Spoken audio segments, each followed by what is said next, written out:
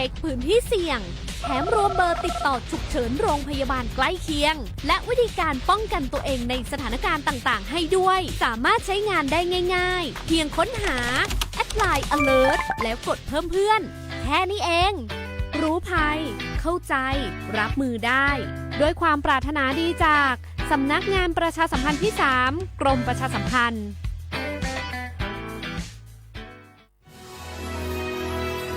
รณรงค์ให้ข้าราชการและเจ้าหน้าที่รัฐงดรับหรืองดให้สินบนงดใช้ของหลวงเพื่อประโยชน์ส่วนตนงดใช้เส้นสายหรือกรณีพิเศษใดๆซึ่งเป็นบ่อกเกิดของความไม่เท่าเทียมกันในสังคมหากได้รับคำสั่งใดที่ไม่ชอบด้วยกฎหมายปรึกษาได้ที่สำนักงานปปช.ประจำจังหวัดลดละเลิกจุดพฤติกรรมที่ไม่สุจริตกันเถอะครับไม่งั้นจะเกษียณอย่างไม่เกษมมาร่วมกันสร้างค่านิยมใหม่ประเทศไทยไร้สินบนปรารถนาดีจากสำนักงานประชาสัมพันธ์ที่ 3 กรมประชาสัมพันธ์ขอเชิญคุณผู้ฟังพบกับรายการผู้ว่าราชการจังหวัดเชียงใหม่พบประชาชนรายการดีๆที่จะทำให้ทุกคนก้าวทันการพัฒนาจังหวัดเชียงใหม่เป็นประจำทุกวันศุกร์ช่วงเวลา 8 นาฬิกาถึง 9 นาฬิกาที่คลื่น FM 93.25 เมกะเฮิรตซ์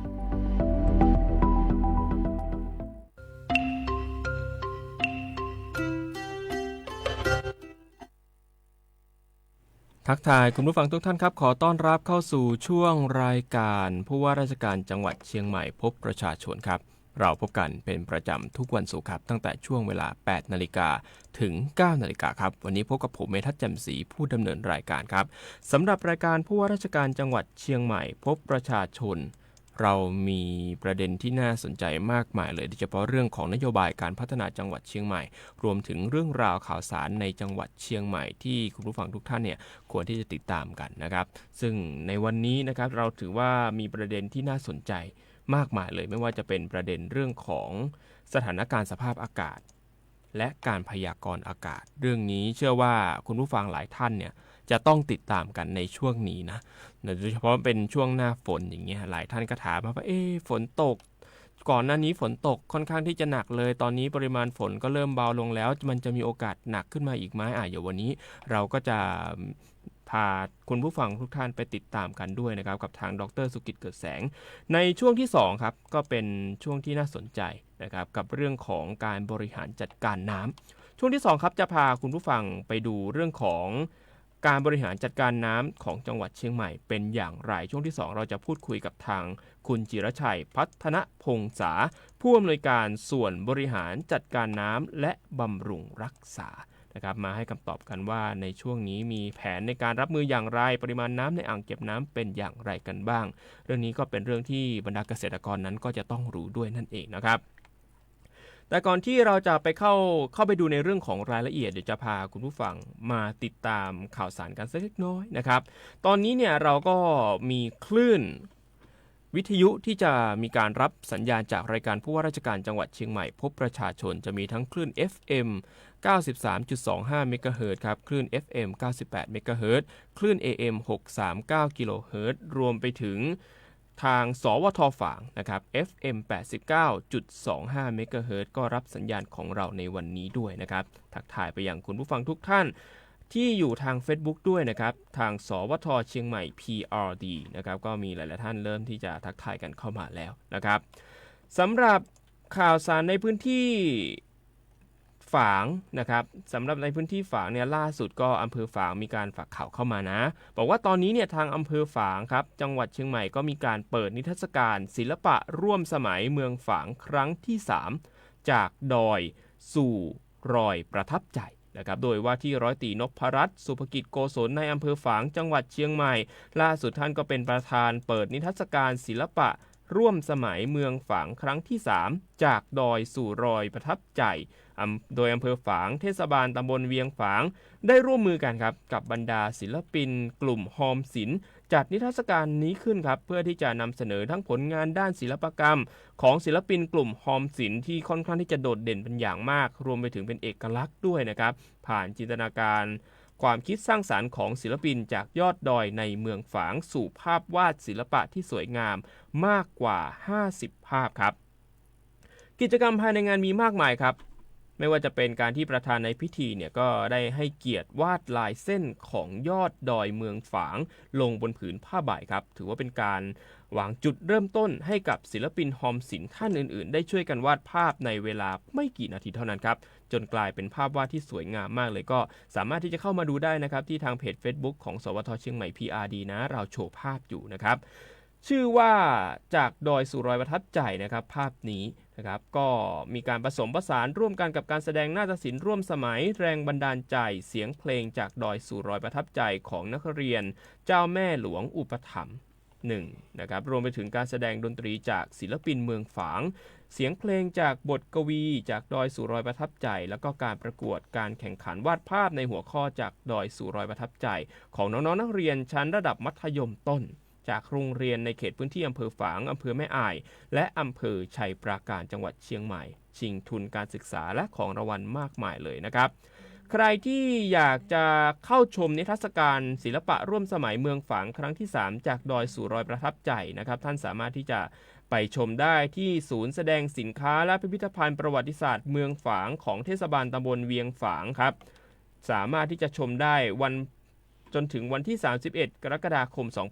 2568นะครับใครอยากจะสอบถามข้อมูลเพิ่มเติมโทรไปที่เบอร์053-451-010ครับ053-451-010ก็สามารถที่จะโทรไปสอบถามข้อมูลเพิ่มเติมกันได้เลยนะครับ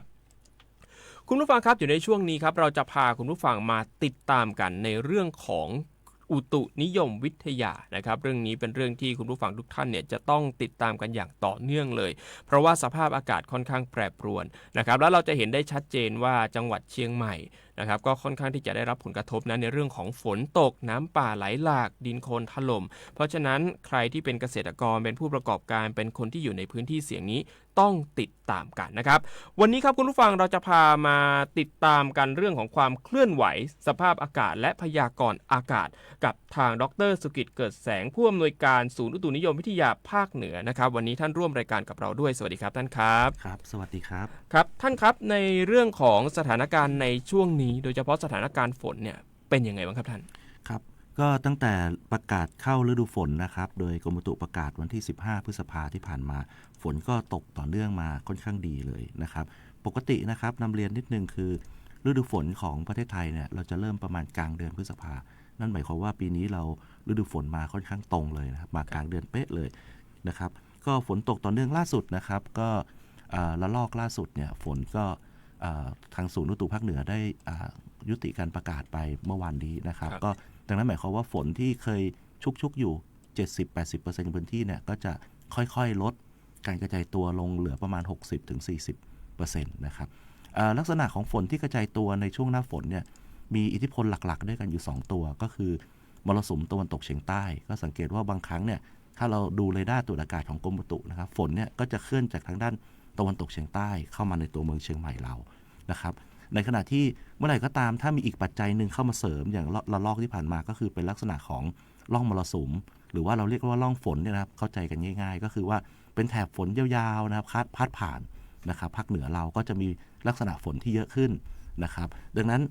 ช่วงตั้งแต่วันนี้ไปนะครับก็ฝนอาจจะลดลงการกระจายตัวลดลงนะครับแล้วก็เรามาลุ้นอีกครั้งหนึ่งนะครับประมาณช่วงวันที่8นะครับอาจจะมีการกระจายตัวของฝนแล้วก็ฝนตกหนักได้ในบางพื้นที่ช่วงนั้นครับครับจะตกหนักขนาดไหนครับท่านครับครับก็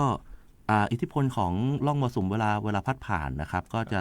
ลักษณะการตกคล้ายๆกับรอบที่ผ่านมานี้นะครับก็บางพื้นที่ก็จะเป็นฝนตกหนักอยู่หลายที่ก็เราจะประกาศพื้นที่ที่มีโอกาสฝนตกหนักนะครับแล้วก็สิ่งที่สำคัญที่สุดก็คืออาจจะเป็นการตกแช่อยู่บริเวณใดบริเวณหนึ่งนะครับนานต่อเนื่องนะครับก็อาจจะเป็นสาเหตุที่ทำให้เกิดน้ำท่วมฉับพลันน้ำป่าไหลหลากนะครับหรือดินโคลนถล่มได้นะครับก็ปีนี้นะครับเราดูลักษณะการคาดการณ์ในเรื่องของเอลนิโญลานิญานะครับซึ่งสามารถบอกแนวโน้มในฝนของปีนี้ได้จะสังเกตว่าปีนี้กับปีที่แล้วนี่ค่อนข้างแตกต่างกันนะครับปีที่แล้วเนี่ยก็เป็นเอลนิโญก่อนเอลนิโญคือประเทศไทยฝนจะน้อยความชื้นในอากาศจะน้อยนะครับแล้วก็ปรับมาสู่ความเป็นกลางแต่ในขณะที่ปีนี้เป็นลักษณะเป็นกลางแต่เป็นกลางหลายเดือนนะครับ 3-4 เดือนเลยนะครับแต่ว่าโทนมันค่อนข้างที่จะเป็น ใกล้ๆกับลานิญาแต่ยังเป็นกลางนะครับดังนั้นหมายความว่าความชุ่มชื้นในอากาศของปีนี้ค่อนข้างที่จะดีกว่าปีที่แล้วนะครับครับผมในเรื่องของในช่วงวันที่8มิถุนายนใช่ไหมที่เราอาจจะมีปริมาณฝนเพิ่มมากยิ่งขึ้นเราได้มีการคาดการณ์พื้นที่เสี่ยงไหมครับว่าฝนเนี่ยที่มันเพิ่มขึ้นมันจะไปกระจุกกันอยู่พื้นที่ไหนครับท่านตัวนี้เป็นเรื่องที่ท้าทายนะครับแล้วก็จริงๆแล้วเนื่องจากเครื่องมือตรวจวัดอะไรต่างๆเนี่ยนะอาจจะมีไม่ทั่วถึงนะครับการที่เราจะระบุได้งั้นต้องมีค่อนข้างเยอะแต่อย่างไรก็ตามเรามีสถานีของกรมอุตุเองที่เชียงใหม่มีอยู่ที่สนามบินนะครับแล้วก็มีอยู่ที่ตรงดอยอ่างขางนะเป็นสถานีหลักนะครับที่รายงานเข้า WMO ก็คือไปที่ทั่วโลกนะจะส่งไปพร้อมกันหมดเวลาเดียวกันนะครับที่นั่นนะครับแต่ว่าเรามีสถานีเครือข่ายต่างๆมีอาสาสมัครที่ทำงานร่วมกันที่อยู่ในพื้นที่ไม่ว่าจะเป็นโครงการหลวงนะครับหรือว่าอบต.ต่างๆก็จะมีเครื่องมือเราติดอยู่ก็จะรายงานให้เราทราบทุกวันนะครับคราวนี้ลักษณะที่ตกเนี่ยก็บางทีการระบุเนี่ยจะยากแต่ว่าหลังๆเราใช้เทคโนโลยีช่วยนะครับก็จะมีเรดาร์แล้วเราจะสามารถประมาณค่าการกระจายของฝนแล้วก็ดูลักษณะการตกและทิศทางการเคลื่อนที่ได้นะครับตอนนี้น่าเป็นห่วงเวลาฝนมันตกทางด้านเหนือเชียงใหม่ขึ้นไปเนื่องจากว่าเป็นพื้นที่ที่เป็นต้นน้ำที่ลงมาแม่น้ำปิงนะครับถ้าตกต่อเนื่องคงต้องระมัดระวังนิดนึงอย่างรอบล่าสุดเนี่ยก็ไปตกทางแถวเขาอะไรต่างๆเนาะก็จะเห็นข่าวอะไรต่างๆมาดังนั้น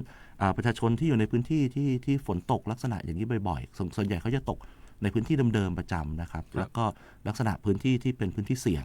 นะครับที่ลาดเชิงเขาอะไรต่างๆเนี่ยก็จะเป็นพื้นที่เดิมนะครับดังนั้นจะเป็นแต่ละท่านเนี่ยผมเชื่อว่าจะในพื้นที่จะค่อนข้างจะรู้พื้นที่ดีอยู่แล้วนะครับครับตั้งแต่วันที่8มิถุนายนที่ท่านบอกว่าจะมีฝนตกหนักขึ้นเนี่ยแล้วก็ตกแช่ใช่ไหมครับมันจะตกนานถึงขนาดไหนครับก็ลักษณะฝนนะครับตั้งแต่วันที่8วันที่9เนี่ยอาจจะครอบคลุมตอนบนของภาคเหนือตอนบนนะครับก็หลังจากนั้นเนี่ยจริงๆปริมาณที่มันจะเพิ่มขึ้นหรือความรุนแรงจะเพิ่มขึ้นอาจจะเริ่มเป็นวันที่10นะครับแต่ก็ตามช่วงนั้นเนี่ยลักษณะมันจะเป็นลักษณะฝนแนวร่องนะครับดังนั้นตกต่อเนื่องได้อันนี้เดี๋ยวต้องรอดูความรุนแรงอีกทีหนึ่งนะครับแล้วก็ขอให้ประชาชนทุกท่านมั่นใจนะครับเพราะว่าถ้ามีลักษณะอากาศลักษณะเช่นนี้เกิดขึ้นเนี่ยเราจะมีประกาศเตือนจากศูนย์อุตุภาคเหนือนะครับรวมถึงทั้งกรมด้วยนะครับกรมอุตุก็จะเตือนทั้งประเทศเลยเหมือนกันนะครับก็จะเป็นก่อน2วันอย่างน้อย2วันนะครับมีเวลาเพียงพอต่อการเตือนนะครับคราวนี้ขอนำเรียนนิดนึงว่าทางประกาศของกรมอุตุนิยมวิทยาจะเป็นประกาศใหญ่ที่ดูทุกภาคของประเทศดังนั้นเวลาการดูให้ครอบคลุมนะครับทางศูนย์อุตุภาคเหนือจะมีประกาศของอุตุอีกครั้งหนึ่งของศูนย์นะครับเพราะว่ายกตัวอย่างเช่นการประกาศเตือนภัยของกรมอุตุรอบที่แล้วนะครับก็ยุติก่อนศูนย์อุตุภาคเหนือสัก2วันนะครับแต่ศูนย์อุตุภาคเหนือก็จะต่อเนื่องไปนะครับแล้วก็ทางจังหวัดเชียงใหม่เนี่ยเป็นจังหวัดที่เป็นพื้นที่เศรษฐกิจและเป็นมีการท่องเที่ยวอยู่ค่อนข้างเยอะดังนั้นเราก็จะมาเน้นให้ทางโซนพื้นที่จังหวัดเชียงใหม่เป็นพิเศษนะครับแล้วก็ในรอบปีที่ผ่านมาเราสังเกตว่าจะมีจังหวัดเพื่อนบ้านซึ่งอาจจะได้รับผลกระทบข้างเคียงกับเราก็เป็นจังหวัดลำพูนนะครับดังนั้นเราก็ดูเป็นพิเศษให้เพราะว่าเรดาร์ตรวจอากาศของกรมอุตุนะครับที่เชียงใหม่เราจริงๆเราตั้งอยู่ที่ลำพูนด้วยดังนั้นก็เวลาประกาศเตือนก็จะได้ใช้ประโยชน์อย่างน้อยก็2จังหวัดนี้นะครับครับในช่วงฤดูฝนนี้เรายังต้องเจอร่องอิทธิพลจากพายุอีกไหมครับท่านทางกรมอุตุนะครับได้คาดการณ์นะโดยศูนย์ภูมิอากาศเนี่ยได้คาดการณ์ว่าปีนี้อาจจะมีพายุขึ้นเข้าประเทศไทย 1-2 ลูกนะครับดังนั้นไอตัวพายุเนี่ยก็จะเป็นตัวหนึ่งที่เพิ่มอิทธิพลเป็นอิทธิพลที่เพิ่มปริมาณฝนในพื้นที่ด้วยนะครับโดยถ้าเกิดภาคเหนือเนี่ยจะได้รับอิทธิพลจากพายุหมุนเขตร้อนเนี่ยนะครับก็จะประมาณช่วงเดือนสิงหากันยานะครับถ้ามีโอกาสประมาณช่วงนั้นนะครับแต่โชคดีของทางเชียงใหม่ครับด้วยความที่ว่าภูมิประเทศนะครับของเชียงใหม่เองนะครับซึ่งค่อนข้างจะอยู่ห่างทะเลมากพายุเวลาเขาเคลื่อนที่มาเขาจะเคลื่อนมาทางทะเลจีนใต้นะครับแล้วก็ขึ้นฝั่งที่ประเทศเวียดนามนะทันทีที่ขึ้นฝั่งเขาจะอ่อนกำลังลงนะครับแล้วก็เวลาเขาเคลื่อนที่มาครับผ่านทางเวียดนามลาวแล้วก็มาไทยเนาะตรงนั้นจะมีเทือกเขาสูงอยู่ดังนั้นหลายๆครั้งนะครับเกือบทุกครั้งเลยเวลาพายุเคลื่อนเข้ามานะครับก็จะมาถึงภาคเหนือของเราเนี่ยเต็มที่ก็จะเป็น depression หรือจะกลายเป็นหย่อมความกดอากาศต่ำนะครับอิทธิพลก็จะเป็นเหมือนเป็นฝนที่เกิดขึ้นจาก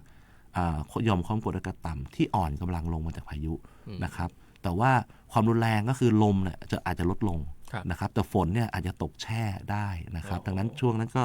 ยืนยันเช่นเดิมครับถ้ามีลักษณะนี้เกิดขึ้นก็จะมีการเตือนก่อนอย่างน้อย 2-3 วันนะครับผม ครับสรุปก็คือในช่วงนี้ฝนจะตกน้อยลงอยู่ไปจนถึงวันที่ ครับ 8 ที่จะมีปริมาณฝนเพิ่มมากยิ่งขึ้น พอไปถึงวันที่ 10 ปริมาณฝนอาจจะเพิ่มเยอะกว่าเดิม ใช่ เรียกว่าเป็นจุดพีคของช่วงนี้ถูกต้องไหมฮะ เป็นเริ่มเข้าช่วงพีค เริ่ม นะครับ เริ่มเข้าเสร็จแล้วในช่วงเดือนสิงหาคมหรือว่ากันยายนเนี่ยเราก็มีโอกาสที่จะได้รับพายุเพิ่มเข้ามาอีกประมาณ 1-2 ลูก ใช่ครับ ซึ่งอาจจะมีผลทำให้ปริมาณฝนเนี่ยเพิ่มมากยิ่งขึ้นด้วย ใช่ นะ ค ค รั รับ บถ้าอย่างนี้ในช่วงฤดูฝนเนี่ยในเวลาที่มันมีปริมาณฝนเพิ่มมากขึ้นอย่างนี้เรามีการประสานงานกับหน่วยงานที่เกี่ยวข้องยังไงฮะ ครับแล้วก็ทางศูนย์อุตุเรานะครับก็มีการประสานงานกับหน่วยงานที่เกี่ยวข้องอย่างใกล้ชิดนะครับไม่ว่าจะเป็นกรมชลประทานกรมทรัพยากรน้ำสทนช.กระทรวงเกษตรนะครับแล้วก็หลายๆหน่วยงานนะครับที่เอาข้อมูลอุตุไปใช้ประโยชน์โดยที่หลายๆท่านบางทีอาจจะยังไม่ทราบด้วยซ้ำไปว่าเอ๊ะหน่วยงานนี้เขาเอาข้อมูลอุตุไปใช้ด้วยเหรออย่างเช่นผมยกตัวอย่างกระทรวงสาธารณสุข ครับ จะเกี่ยวกับอุตุได้ยังไงเพราะพอมีการเจ็บป่วยนะครับที่การลำเลียงค่อนข้างยากนะครับอย่างเช่นทางเชียงใหม่ทางแม่ฮ่องสอนเนี่ยจะมีภูเขาเยอะการลำเลียงผู้ป่วยบางทีใช้เวลา 7-8 ชั่วโมงจะมาถึงโรงพยาบาลได้ แต่บางครั้งวิกฤตครับต้องใช้เฮลิคอปเตอร์ใช้อะไรต่างๆ เราก็สนับสนุนข้อมูลนะครับอย่างต่อเนื่องอันนี้ยกตัวอย่างให้ทราบนะครับรวมถึงเรามีเครือข่ายภาคประชาชนซึ่งเราคอนแทคเองเลยนะครับดังนั้นประชาชนหลายท่านเนี่ยจะสนใจในสาขาอาชีพของตัวเองนะว่าจะมาติดต่อบ่อยๆนะครับแล้วเราก็นอกจากให้ข้อมูลเราจะให้ความรู้ด้วยว่าสามารถเข้าถึงข้อมูลเรดาร์อะไรต่างๆเพื่อวางแผนให้ตัวเองได้อย่างไรบ้างแต่ถ้าเกิดมีตัวไหนที่ค่อนข้างจะยากก็สามารถให้คำปรึกษาได้ตลอดเวลานะครับมีเบอร์คอนแทคแล้วก็เรามีนักวิชาการซึ่งเป็นผู้พยากรณ์อากาศเองนะครับเป็นผู้ตอบข่าวนะครับยกตัวอย่างข้อมูลล่าสุดที่ผมให้ชาวบ้านไปหรือว่าหน่วยงานที่เกี่ยวข้องไปทุกคนจะสอบถามว่าปีนี้ฝนถ้าเทียบกับปีที่แล้วมันจะเยอะหรือมันน้อยกว่าปีที่แล้วส่วนใหญ่อุตุจะประกาศว่ามากกว่าน้อยกว่าค่าปกติอะไรเงี้ยผมก็ทำข้อมูลเสนอไปนะครับก็ประชาชนจะค่อนข้างเข้าใจนะพอเทียบพฤษภาคมปีนี้นะครับตั้งแต่ประกาศมาเนี่ย15 พฤษภาจนถึงณปัจจุบันนี้นะครับเชียงใหม่เนี่ยฝนอยู่ที่ 337.4 มิลลิเมตรนะครับในขณะที่ปีที่แล้วเดือนพฤษภาคมทั้งเดือนนะ 88.4 ดังนั้นประชาชนก็จะเข้าใจแล้วว่าปีนี้กับปีแล้วเทียบกันเป็นยังไงบ้างนะอันนี้คือเราเทียบให้เดือนต่อเดือนแต่ไม่ต้องกังวลนะครับในฤดูฝนจะมีช่วงหนึ่งนะครับส่วนใหญ่จะเป็นช่วงกลางมิถุนายนนะครับกลางมิถุนาถึงประมาณสิงหานะครับต้นสิงหาเนี่ยมิถุนากรกฎาบางทีดึงถึงสิงหานี่เดี๋ยวต้องดูอีกทีหนึ่งมันจะเป็นช่วงที่เราเรียกว่าฝนทิ้งช่วงเนื่องจากร่องมรสุมเนี่ยหรือร่องฝนที่เราว่าไปเนี่ยมันจะเคลื่อนที่ไปที่ประเทศจีนตอนล่างดังนั้นช่วงนั้นฝนจะหายไปช่วงหนึ่งนะครับเราจะเป็นเรียกว่าฝนทิ้งช่วงนะครับไม่ใช่ใครเมดเชงอะไรใดๆทั้งสิ้นนะครับเป็นเรื่องปกติของเขาแต่ว่าที่บอกว่าสิงหากันยาฝนจะเยอะขึ้นนั่นก็คือเป็นช่วงที่ร่องมรสุมเคลื่อนลงมาประเทศไทยอีกรอบหนึ่งครับอ๋อโอเคก็แสดงว่าอย่างที่ท่านบอกก็มีแนวโน้มว่าพอหลังจากช่วงมิถุนายนแล้วเนี่ยก็ประมาณหลังช่วงปลายเดือนมิถุนายนใช่ไหมฮะจนถึงสิงหาคมปริมาณฝนก็อาจจะลดลงก่อนที่จะมาเพิ่มขึ้นหลังจากที่พายุเข้ามาในช่วงสิงหาคมใช่ถูกต้องไหมฮะท่านครับแล้วอย่างนี้เรื่องของการตรวจวัดฝนต่างๆเนี่ยทางกรมอุตุนิยมวิทยามีการทำงานร่วมกันกับทางสถาบันการศึกษาทางมหาวิทยาลัยไหมครับในการพัฒนาระบบต่างๆให้มันตรวจจับได้อย่างชัดเจนมากขึ้นนะครับครับก็เราทางศูนย์อุตุเองนะครับเราพยายามที่จะพัฒนาระบบต่างๆให้เป็นเดิมทีเรามีอยู่2ระบบด้วยกันระบบแรกเนี่ยก็จะเป็นระบบที่เป็นแมนนวลซึ่งใช้คนตรวจวัดซึ่งจะมีฐานิฝนนะครับแล้วก็มีอาสาสมัครนะครับไม่ว่าจะเป็นอยู่ตามส่วนใหญ่เราจะเน้นตามพื้นที่ภูเขานะครับเพราะว่าจริงๆพื้นที่ภูเขาเนี่ยถ้าฝนตกแช่อะไรต่างๆมันจะเป็น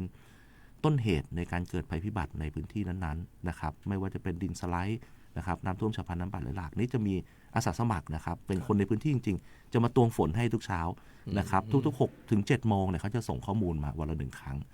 นะครับอย่างที่2ก็คือสถาบันการศึกษาต่างๆยกตัวอย่างเช่นมหาวิทยาลัยเชียงใหม่นะครับแล้วก็มหาวิทยาลัยราชมงคลนะครับก็พยายามพัฒนาเครื่องมือต่างๆขึ้นมาผมยกตัวอย่างเช่นตัวดัชบอยนะครับซึ่งอาจารย์แต่ละท่านก็จะมีองค์ความรู้และมีความสามารถในการสร้างเซ็นเซอร์นะครับแล้วก็ทำระบบประมวลผลแล้วก็ส่งข้อมูลที่เรียลไทม์นะครับดีมากนะครับยกตัวอย่างรอบล่าสุดที่ผ่านมาตัวที่เป็นเรื่องฝุ่นมีดัชบอยนะครับก็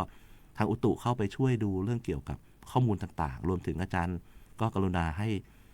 เซ็นเซอร์บางตัวเนี่ยเอาไปลองติดตั้งในบางพื้นที่เพราะว่าปีที่ผ่านมาผมมีความรู้สึกว่าจริงๆแล้ว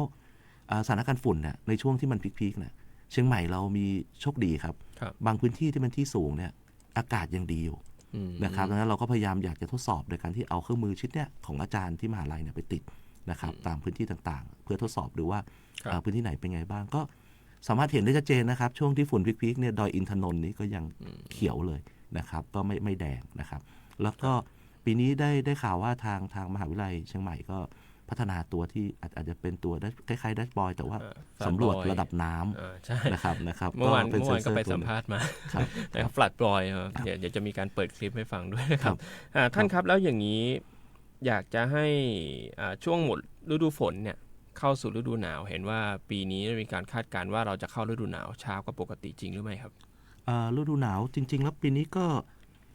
อาจจะต้องรอลุ้นอีกนิดนึงนะครับแต่ว่าเท่าที่ดูก็มีแนวโน้มที่จะค่อนข้างที่จะเหมือนใกล้เคียงนะครับจะใกล้เคียงอาจจะดึงไปนิดหน่อยได้แต่เท่าที่ดูตอนนี้ณปัจจุบันข้อมูลที่มีก็อาจจะใกล้เคียงค่าปกติได้นะครับไม่ได้ช้าไปเท่าไหร่ครับท่านครับอยากจะให้ฝากถึงพี่น้องประชาชนทั้งเกษตรกรผู้ประกอบการคนที่อยู่ในพื้นที่ที่เสี่ยงฝนตกนะครับครับก็ทางศูนย์อุตุนะครับก็พยายามที่จะเข้าส่งข้อมูลหรือว่านำเสนอข้อมูลนะครับไปถึงประชาชนโดยตรงนะครับเรื่องเกี่ยวกับหน่วยงานราชการต่างๆเราไม่เป็นห่วงอยู่แล้วเนื่องจากเราบูรณาการในเชียงใหม่ของเรานะครับโดยท่านผู้ว่าเนี่ยก็นำให้ทุกหน่วยทำงานร่วมกันอย่างมีประสิทธิภาพมาตลอดนะครับแต่ว่าเรามองถึงตรงข้อมูลที่ไปถึงประชาชนนะครับทุกวันนี้ข้อมูลข่าวสารต่างๆเนี่ยเราประชาชนสามารถเข้าถึงได้นะครับเรื่องด้วยเทคโนโลยีดิจิตอลนะครับดังนั้นประชาชนสามารถเห็นข้อมูลที่นักอุตุใช้พยากรณ์อากาศเลยด้วยซ้ำไปนะครับดังนั้นถ้าเกิดสมมติว่าประชาชนมีความเข้าใจนะครับหรือว่าอยากจะนำไปใช้นะครับเราทางศูนย์อุตุเนี่ยสามารถที่จะไปนำเสนอแล้วก็สอนนะครับเพื่อที่จะให้เกิดองค์ความรู้หรือว่านำไปใช้ประโยชน์นะครับหรือในการวางแผนเองได้ในเบื้องต้นนะครับดังนั้นถ้าประชาชนท่านใดสนใจนะครับทางศูนย์อุตุภาคเหนือเนี่ยก็ยินดีนะไปเป็นพี่เลี้ยงนะครับแล้วก็ถ้าตรงไหนสงสัยหรือว่าพื้นที่ไหนนะครับผมเจอบ่อยมากพื้นที่ไหนเวลาบอกว่าอุตุบอกจะตกตรงนี้ไม่เห็นตกเลยหรืออะไรต่างๆเนี่ยเราจริงๆเราต้องการข้อมูลพื้นที่ประเภทนี้ที่เป็นพื้นที่เฉพาะนะครับเพราะว่านำเรียนทุกครั้งคือเชียงใหม่เป็นพื้นที่ที่เป็นเขาสลับซับซ้อนซึ่งไม่เหมือนพื้นที่ราบๆซึ่งมันพยากรณ์ได้ง่ายกว่านะครับถ้าเราได้ข้อมูลตรงนี้ก็จะทำให้การพยากรณ์ของเรามั่นยำขึ้นด้วยนะครับถ้าอย่างนี้คนที่สนใจติดต่อช่องทางอะไรอย่างไรบ้างครับท่านครับก็ทางกรมอุตุทางศูนย์อุตุภาคเหนือนะครับก็จะมีเว็บไซต์นะครับเป็นwww นะครับ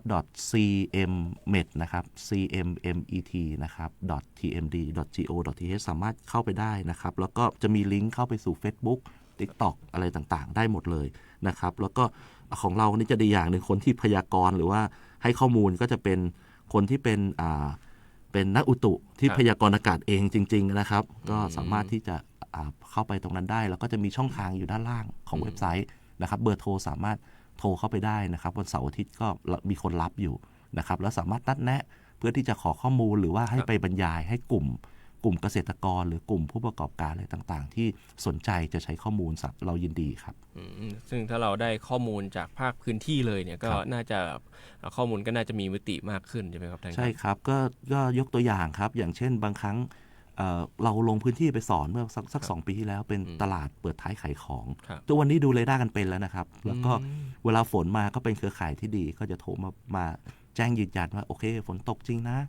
ตรงนี้ไม่มีนะอะไรเงี้ยเราอยากได้ข้อมูลจริงๆครับต้องขอบพระคุณอย่างสูงครับทางดร.สุกฤตเกิดแสงผู้อำนวยการศูนย์อุตุนิยมวิทยาภาคเหนือนะครับขอบคุณครับท่านครับสวัสดีครับครับผมคุณฟังครับเดี๋ยวในช่วงต่อไปเราจะพามาติดตามกันบ้างในเรื่องของการบริหารจัดการน้ำปีนี้จังหวัดเชียงใหม่มีการวางแผนอย่างไรบ้างช่วงหน้าจะพามาติดตามกันกับทางนายจิรชัยพัฒนพงษาผู้อำนวยการส่วนบริหารจัดการน้ำและบำรุงรักษาครับช่วงนี้เดี๋ยวพักฟังสปอร์ตกันสักครู่หนึ่งครับ เธอเห็นโฆษณางานนี้ไหมงานง่ายแค่กดไลค์กดแชร์คอมเมนต์นิดเดียวได้ค่าคอมมิชชั่นเยอะสนใจสมัครด้วยกันไหมสนใจแล้วต้องทำยังไงบ้างล่ะแต่ต้องโอนเงินมัดจำค่าดำเนินการเงินที่โอนเข้าไปเนี่ยจะเพิ่มเป็นโบนัสให้อีกนะเดี๋ยวเขาจะส่งลิงก์ส่งเลขที่บัญชีมาให้เราว่ามันแปลกๆอยู่นะให้โอนเงินไปก่อนทำงานมิจฉาชีพแน่เลยไม่เห็นข่าวเหรอมีคนโดนหลอกตั้งเยอะน่ะโหมิจฉาชีพจริงๆด้วยอะเมื่อกี้ไปเช็คในบัญชีแบ็คลิสต์ขึ้นชื่อมาเลยเกือบโอนเงินไปแล้วเชียวอย่าเชื่ออย่าคุยอย่าโลภอย่าโอนคิดให้รอบคอบก่อนตกเป็นเหยื่อด้วยความปรารถนาดีจากสำนักงานประชาสัมพันธ์ที่3กรมประชาสัมพันธ์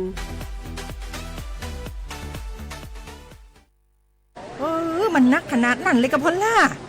พอร้องพอหรอปะเจือหลังหลันแต่ปะดีมาอดมาอวยหน่อยจี้ลองจ้ามพลมานักเตียวพอลล่าเนี่ยเฮาล่ะบ่หู้ตัวพงกะเจ้อย่าไปลืมเนอะวันจันทร์เปิ้นขึ้นไปตรวจสุขภาพงดเข้างดน้ำหลัง2 ทุ่มเนอะโอ้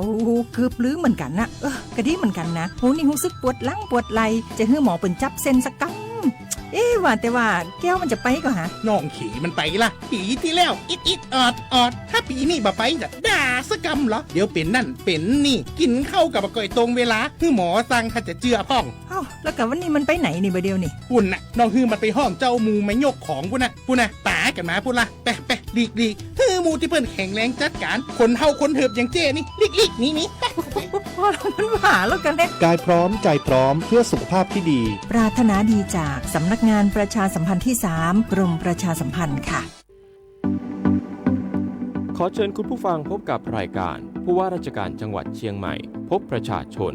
รายการดีๆที่จะทำให้ทุกคนก้าวทันการพัฒนาจังหวัดเชียงใหม่เป็นประจำทุกวันศุกร์ช่วงเวลา 8 นาฬิกาถึง 9 นาฬิกาที่คลื่น FM 93.25 เมกะเฮิรตซ์มาต่อกันในช่วงที่2ของรายการผู้ว่าราชการจังหวัดเชียงใหม่พบประชาชนนะครับวันนี้เราจะพาคุณผู้ฟังนั้นมาติดตามเรื่องของการบริหารจัดการน้ำของจังหวัดเชียงใหม่ในช่วงฤดูฝนซึ่งหลายท่านก็จะติดตามกันว่าวันนี้ในปีนี้เนี่ยเรามีแผนการบริหารจัดการน้ำอย่างไรกันบ้างนะครับในช่วงที่2นี้ครับเราอยู่กับทางนายจิรชัยพัฒนพงษาผู้อำนวยการส่วนบริหารจัดการน้ำและบำรุงรักษาอยู่กับเราในวันนี้สวัสดีครับท่านครับครับสวัสดีท่านผู้ดำเนินรายการและท่านผู้ฟังทุกท่านครับครับท่านครับในช่วงนี้เนี่ยเรื่องของมาตรการรับมือในช่วงฤดูฝนรวมไปถึงเรื่องของการบริหารจัดการน้ำเป็นยังไงบ้างครับท่านครับสำหรับมาตรการรับมือในช่วงฤดูฝนของเรานะครับเนื่องจากว่ากรมอุตุนิยมวิทยาเนี่ยประกาศเข้าสู่ฤดูฝนตั้งแต่เมื่อวันที่15 พฤษภาคมที่ผ่านมานะครับเราก็ปฏิบัติตาม9 มาตรการรับมือฤดูฝนของสทนช.และกนช.นะครับซึ่งเป็นภาพรวมของการบริหารจัดการน้ำฤดูฝนผมขอยกตัวอย่างสัก 4-5 มาตรการที่สำคัญนะครับมาตรการที่1นะครับการคาดการณ์และชี้เป้าแจ้งเตือนนะครับตรงนี้เองเนี่ยเราได้จัดทำแผนที่พื้นที่เสี่ยงน้ำท่วมนะครับซึ่งในเขตพื้นที่ของสำนักงานชลประทานที่1เนี่ยเชียงใหม่ลำพูนและแม่ฮ่องสอนเนี่ยมีอยู่64 แห่งนะครับอีกประการหนึ่งก็คือเราได้จัดทำแผนที่เสี่ยงภัยน้ำท่วมนะครับฉบับใหม่ซึ่งถ้าเราติดตามกันเนี่ยปีที่แล้วเนี่ยปี 2567 เนี่ยเกิดน้ำท่วมที่ระดับสูงกว่าที่เคยเกิดมาก็คือสูงกว่าแผนที่แจ้งเตือนที่เรามีนะครับก็เลยจะมีพื้นที่บางพื้นที่ที่เราไม่สามารถแจ้งเตือนได้นะครับก็ในปีนี้เราก็ได้ปรับปรุงแผนที่นั้นแล้วนะฮะอีกประการหนึ่งก็คือเราได้จัดทำแผนที่วันแมปแผนที่วันแมปนี่คือแผนที่ที่บูรณาการการติดตั้งเครื่องสูบน้ำแล้วก็จุดบริหารจัดการน้ำของหน่วยงานราชการต่างๆนะครับซึ่งจากภาวะน้ำท่วมที่มันเปลี่ยนแปลงไปเนี่ยที่มีระดับสูงขึ้นแล้วก็พื้นที่น้ำท่วมที่ไปกระทบทางอำเภอสารพีแล้วก็อำเภอเมืองลำพูนเนี่ยเราก็ได้จัดทำแผนที่ฉบับใหม่ซึ่งมีจุดติดตั้งเครื่องสูบน้ำเพิ่มเติมขึ้นมาแล้วด้วยนะครับก็แสดงว่ามีการเข้าถึงรายละเอียดเรื่องของการติดตั้งเครื่องสูบน้ำเพิ่มมากยิ่งขึ้นถูกไหมครับท่านใช่ครับสำหรับมาตรการที่2นะครับเดี๋ยวอีกสักนิดนึงนะฮะได้ครับท่านครับเราได้มีการทบทวนปรับปรุงเกณฑ์การบริหารจัดการน้ำในอ่างเก็บน้ำแล้วก็อาคารชลประทานต่างๆนะครับยกตัวอย่างเช่นอ่างเก็บน้ำแม่งัดเนี่ยนะครับก็ตามมติของที่ประชุมกนช.นะครับที่มีมติว่าให้ในช่วงปลายฤดูฝนของปี 2568 เนี่ยให้มีน้ำอยู่ในอ่างเก็บน้ำเขื่อนแม่งัดเนี่ยประมาณสัก 80% นะครับตัวเขื่อนแม่งัดเองเนี่ยเราก็ได้พิจารณาแผนการระบายน้ำเพิ่มเติมนะครับเพื่อที่จะเพิ่มช่องว่างในการรองรับน้ำที่จะมาในช่วงฤดูฝนด้วยนะครับมาตรการที่3นะครับการเตรียมความพร้อมเครื่องจักรเครื่องมือตลอดจนอาคารชลประทานต่างๆนะครับก็เราได้มีการเตรียมเครื่องสูบน้ำเอาไว้100เครื่องนะครับปัจจุบันนี้เราเข้าไปติดตั้งเตรียมสแตนด์บายไว้แล้ว1เครื่องนะครับแล้วก็เครื่องจักรกลอื่นๆนะครับเช่นรถขุดรถตักรถบรรทุกน้ำนะครับอีก59หน่วยนะครับสำหรับการตรวจสอบอาคารชลประทานนะครับก็เมื่อวันจันทร์ที่ผ่านมานะครับท่านผู้อำนวยการสำนักท่านรองผู้อำนวยการสำนักนะครับท่านผู้อำนวยการโครงการชลประทานเชียงใหม่ลำพูนนะครับก็ได้ร่วมกันลงพื้นที่ตรวจสอบอาคารชลประทานในแม่น้ำปิงทุกแห่งนะครับไล่ตั้งแต่ประตูระบายน้ำท่าวังตาลที่ป่าแดดนะครับฝายแม่ปิงเก่าหรือฝายชลประทานน้ำโจ้นะครับฝายหนองสลีฝายดอยน้อยฝายวังปานไปจนแห่งสุดท้ายที่ประตูระบายน้ำแม่สอยก็พร้อมพบว่าพร้อมใช้งานทุกแห่งนะครับ 100% นะครับอีกมาตรการหนึ่งครับการเพิ่มประสิทธิภาพการระบายน้ำเราก็ได้กำจัดวัชพืชผักตบชวานะครับอย่างต่อเนื่องนะครับปีนี้เนี่ยมีแผนอยู่ 94,000 กว่าตันนะครับก็ปัจจุบันก็ดำเนินการไปแล้ว 67% นะครับก็คาดว่าจะเสร็จก่อนช่วงน้ำมานะครับครับผมครับเบื้องต้นครับท่านครับอย่างนี้แล้วในเรื่องของแผนรองรับกรณีถ้าเกิดว่ายังมีฝนที่ตกหนักอยู่ในเรื่องของการปล่อยน้ำการบริหารจัดการน้ำจะเป็นยังไงบ้างครับท่านครับในช่วงที่ฝนตกหนักครับสำหรับช่วงที่ฝนตกหนักนะครับก็ช่วงสุดสัปดาห์แล้วก็ต้นสัปดาห์ที่ผ่านมานะครับก็เกิดฝนตกหนักนะครับก็น้ำในแม่น้ำปิงที่สถานี P1 นะครับก็ขึ้นสูงสุดอยู่ที่213ลูกบาศก์เมตรต่อวินาทีนะครับก็ระดับ 2.32 เมตรนะครับซึ่งไม่ถึง 50% ของความจุลำน้ำนะครับก็แต่ชลประทานเราเองเราก็ได้เร่งระบายน้ำพร่องน้ำนะครับที่ตัวประตูระบายน้ำท่าวังตาลนะครับให้เหลืออยู่ที่ประมาณสัก 50% นะครับสำหรับแห่งอื่นๆนะครับอย่างเช่นที่ลำน้ำแม่ขานนะครับแล้วก็ที่ลำน้ำแม่กลางนะครับที่มีน้ำล้นตลิ่งเนี่ยเราก็ได้เร่งระบายน้ำที่ฝายดอยน้อยนะครับแล้วก็ประตูระบายน้ำแม่สอยนะครับเพื่อที่จะให้น้ำจากลำน้ำสาขาก็คือน้ำแม่ขานแล้วก็น้ำแม่กลางเนี่ยระบายลงสู่แม่น้ำปิงได้อย่างรวดเร็วนะครับซึ่งในการเตรียมการหากเกิดมีกรณีฝนตกหนักนะครับสำหรับแม่น้ำปิงที่ตัวเมืองเชียงใหม่เนี่ยอันนี้ผมต้องเรียนว่าแม่น้ำปิงที่ตัวเมืองเชียงใหม่เนี่ยไหลมาจากต้นน้ำอยู่4สาขาหลักๆนะฮะก็มีน้ำแม่ริมนะครับมีน้ำแม่แตงมีแม่น้ำปิงเองทางตอนบนนะครับแล้วก็มีน้ำแม่งัดนะฮะน้ำแม่งัดเนี่ยเรามีเขื่อนแม่งัดคอยกักเก็บน้ำไว้นะครับซึ่งในช่วงที่แม่น้ำปิงอยู่ในระดับสูงเนี่ยเขื่อนแม่งัดก็จะไม่ระบายน้ำออกมานะฮะทีนี้ก็มี3สายที่เราไม่สามารถบริหารจัดการได้ก็คือเราไม่มีแก้มลิงหรืออ่างเก็บน้ำขนาดใหญ่ก็คือแม่ริมแม่แตงแล้วก็แม่ปิงเองเนี่ยเราก็ต้องติดตามปริมาณน้ำครับแล้วก็หากถึงระดับวิกฤตเนี่ยเราก็จะเปิดวอลลุ่มติดตาม24ชั่วโมงนะครับแล้วก็เพื่อคาดการณ์เตือนภัยล่วงหน้านะครับโดยเฉพาะที่สถานี P67 เนี่ยซึ่งถ้าถึงระดับวิกฤตเนี่ยก็อีกประมาณสัก7ชั่วโมงเนี่ยก็จะถึงสถานี P1 ที่ตัวเมืองเชียงใหม่เราก็จะมีเวลานี้ในการแจ้งเตือนนะครับแล้วเราก็จะเร่งระบายน้ำที่ประตูต่างๆนะฮะกำจัดวัชพืชในทางน้ำนะครับแล้วก็อีกกรณีหนึ่งฮะสำหรับน้ำท่วมซ้ำซากของจังหวัดเชียงใหม่ก็คือกรณีที่น้ำท่วมจากฝนตกหนักที่ดอยสุเทพนะฮะถ้าฝนตกหนักบนดอยสุเทพเนี่ยสักประมาณมากกว่า 60-70 มิลลิเมตรเนี่ยก็จะเกิดน้ำไหลบ่าจากดอยสุเทพผ่านลำห้วยต่างๆไม่ว่าจะเป็นห้วยชะเยืองนะครับห้วยแก้วห้วยช่างเคียนนะครับห้วยแม่ตาช้างนะครับเป็นต้นนะฮะห้วยเหล่านี้ก็จะไหลผ่านตัวเมืองเชียงใหม่ลงสู่แม่น้ำปิงใช่ไหมครับแต่ว่าชลประทานเราเองเนี่ยเรามีคลองส่งน้ำสายใหญ่แม่แตงนะครับวิ่งตัดลำห้วยต่างๆเหล่านี้อยู่คลองแม่แตงนี่ก็คือคลองที่ไหลผ่านบริเวณข้างๆมช.นะฮะครับเราก็จะนำลำน้ำต่างๆที่ไหลหลากจากห้วยเหล่านี้เข้าสู่คลองของเรานะครับไประบายน้ำลงสู่น้ำแม่ขานที่อำเภอสันปะตองเพื่อไม่ให้ไหลเข้าตัวเมืองเชียงใหม่นะครับก็หลักๆเราก็มีสองวิธีการจัดการนะครับที่สำหรับน้ำท่วมซ้ำซากในเขตตัวเมืองเชียงใหม่ครับเรื่องของการตรวจสอบประตูระบายน้ำต่างๆของจังหวัดเชียงใหม่นี่ของเราก็ตรวจสอบครบเรียบร้อยหมดแล้วใช่ไหมครับท่านครับผมก็ได้เข้าไปตรวจสอบกับท่านผู้อำนวยการสำนักแล้วก็ท่าน ที่เกี่ยวข้องต่างๆนะครับเมื่อวันจันทร์ที่ผ่านมานะครับก็พบว่าใช้งานได้ 100% ครับครับผมอยากจะให้ฝากถึงยืนยันความมั่นใจให้กับพี่น้องประชาชนสักนิดนึงครับกับเรื่องของการบริหารจัดการน้ำครับท่านครับครับก็ในช่วงฤดูฝนปี 2568 เนี่ยนะครับเราจะติดตามสภาพอากาศนะครับแล้วก็การคาดการณ์ของหน่วยงานพยากรณ์นะครับอย่างต่อเนื่องนะครับเมื่อมีปริมาณฝนตกหนักนะครับเราก็จะติดตามตลอดต่อเนื่องเพื่อให้แจ้งเตือนล่วงหน้าได้ไวที่สุดนะครับก็เพื่อลดความเสียหายให้ได้มากที่สุดนะครับแล้วก็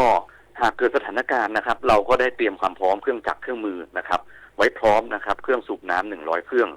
องจักรอื่นๆ59 หน่วยนะครับอันนี้เรามีพร้อมนะครับอีกประการหนึ่งก็คือในช่วงที่มีภาวะวิกฤตนะครับเขื่อนแม่งัดของเราเองเนี่ยจะไม่เปิดการระบายน้ำนะครับเพื่อไม่ให้กระทบกับประชาชนที่อยู่ทางภาคน้ำอย่างแน่นอนนะครับนอกจากนั้นเองนะครับเราก็จะเร่งระบายน้ำผ่านฝายผ่านประตูระบายน้ำต่างๆของเรานะครับเพื่อลดผลกระทบให้ได้มากที่สุดนะครับครับผมต้องขอบพระคุณอย่างสูงครับท่านครับท่านจิรชัยพัฒนพงษาครับผู้อำนวยการส่วนบริหารจัดการน้ำและบำรุงรักษาที่มาร่วมรายการกับเราในวันนี้ขอบคุณครับท่านครับขอบคุณครับสวัสดีครับผมสวัสดีครับคุณผู้ฟังครับเดี๋ยวเรามีเทปสัมภาษณ์พิเศษนะครับกับเรื่องของการที่มหาวิทยาลัยเชียงใหม่เนาะที่จะเข้ามามีส่วนร่วมในการพัฒนาเทคโนโลยีนวัตกรรมล่าสุดครับทางศูนย์ข้อมูลการเปลี่ยนแปลงสภาพภูมิอากาศของมช.มีการติดตั้งเซ็นเซอร์ฟลัดบอยนะครับซึ่งมีการติดตั้งในพื้นที่นำร่องชุมชนสีปิงเมืองด้วยเพื่อที่จะเป็นการเฝ้าระวังน้ำท่วมขังระบบการทำงานจะเป็นอย่างไรนะครับเดี๋ยวคุณผู้ฟังผมจะพาคุณผู้ฟังไปติดตามสัมภาษณ์พิเศษจากทางดร.เศรษฐ์สัมพันตกุลหัวหน้าศูนย์ Climate Change Data Center หรือว่า CCDC นะครับไปติดตามกันครับคุณผู้ฟัง ก็เราทราบถึงเรื่องของเพนพอยต์เรื่องของน้ำท่วมนะครับโดยเฉพาะที่เป็นแฟลชฟลัดนะครับก็คือเป็นน้ำท่วมฉับพลันนะครับแล้วก็จะมีเรื่องของน้ำป่าแล้วก็น้ำไหลหลากนะครับว่าเราเนี่ยมีจุดวัดเนี่ยเฉพาะลำน้ำหลักเท่านั้นแต่ว่าในลำน้ำสาขานะครับหรือว่าบนถนนเนี่ยที่น้ำมาเยอะๆเนี่ยเรายังไม่มีจุดวัดเลยนะครับดังนั้นในปีนี้เราเลยได้มีการออกแบบพัฒนาตัวเซ็นเซอร์ซึ่งสามารถวัดระดับน้ำในราคาแบบไม่แพงมากนักเนี่ยขึ้นมา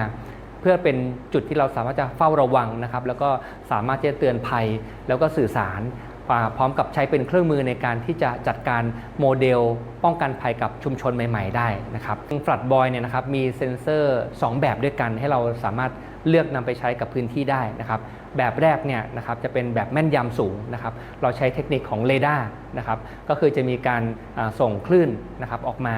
นะครับแล้วก็มีการวัดการสะท้อนของน้ำนะครับกลับมาที่ตัวเซ็นเซอร์แล้วจะทราบนะครับว่าระดับความสูงของน้ำเนี่ยจากพื้นเนี่ยเท่าไหร่ก็จะมีการทำข้อมูลเบสไลน์ก่อนก็คือข้อมูลของพื้นนะครับแล้วก็มีการวัดเมื่อน้ำมีระดับที่สูงขึ้นนะครับตอนนี้ความแม่นยำก็อยู่ที่ระดับ2มิลลิเมตรนะครับแต่ว่าเซ็นเซอร์ที่เป็นเรดาร์เนี่ยจะราคาสูงเราก็เลยมีการพัฒนาเซ็นเซอร์ที่เป็นแบบ low cost นะครับมาช่วยอีกหนึ่งชนิดนะครับเพื่อจะได้เป็นเครือข่ายด้วยกันก็คือใช้อัลตราโซนิกนะครับแต่อัลตราโซนิกเนี่ยก็อาจจะมีความแม่นยำน้อยกว่าเรดาร์นิดนึงครับแต่ว่าจะสามารถทำงานเป็นโหนดได้กรณีที่เราสามารถวัดน้ำในลำน้ำหลากนะครับจะได้วัดตลอดเส้นทางได้นะครับว่าต้นน้ำกลางน้ำปลายน้ำระดับน้ำขึ้นอย่างไรแล้วเพื่อไปสร้างเป็นโมเดลนะครับflat map ได้นะครับแล้วก็ความเสี่ยงจากการเกิดน้ำท่วมในพื้นที่ตอนนี้ก็วางแผนเอาไว้นะครับว่าเราจะทำงานทั้ง2ระดับนะครับก็คือจะมีแบบ on ground นะครับของเราเนี่ยจะเป็นแบบ ground based data นะครับแล้วก็จะมีอีกทีมหนึ่งนะครับซึ่งบินโดรนสำรวจนะครับแล้วก็จะดูลักษณะความลึกนะครับความชันของพื้นที่เพื่อมาประเมินเป็นพื้นที่ความเสี่ยงของในชุมชนได้ครับก็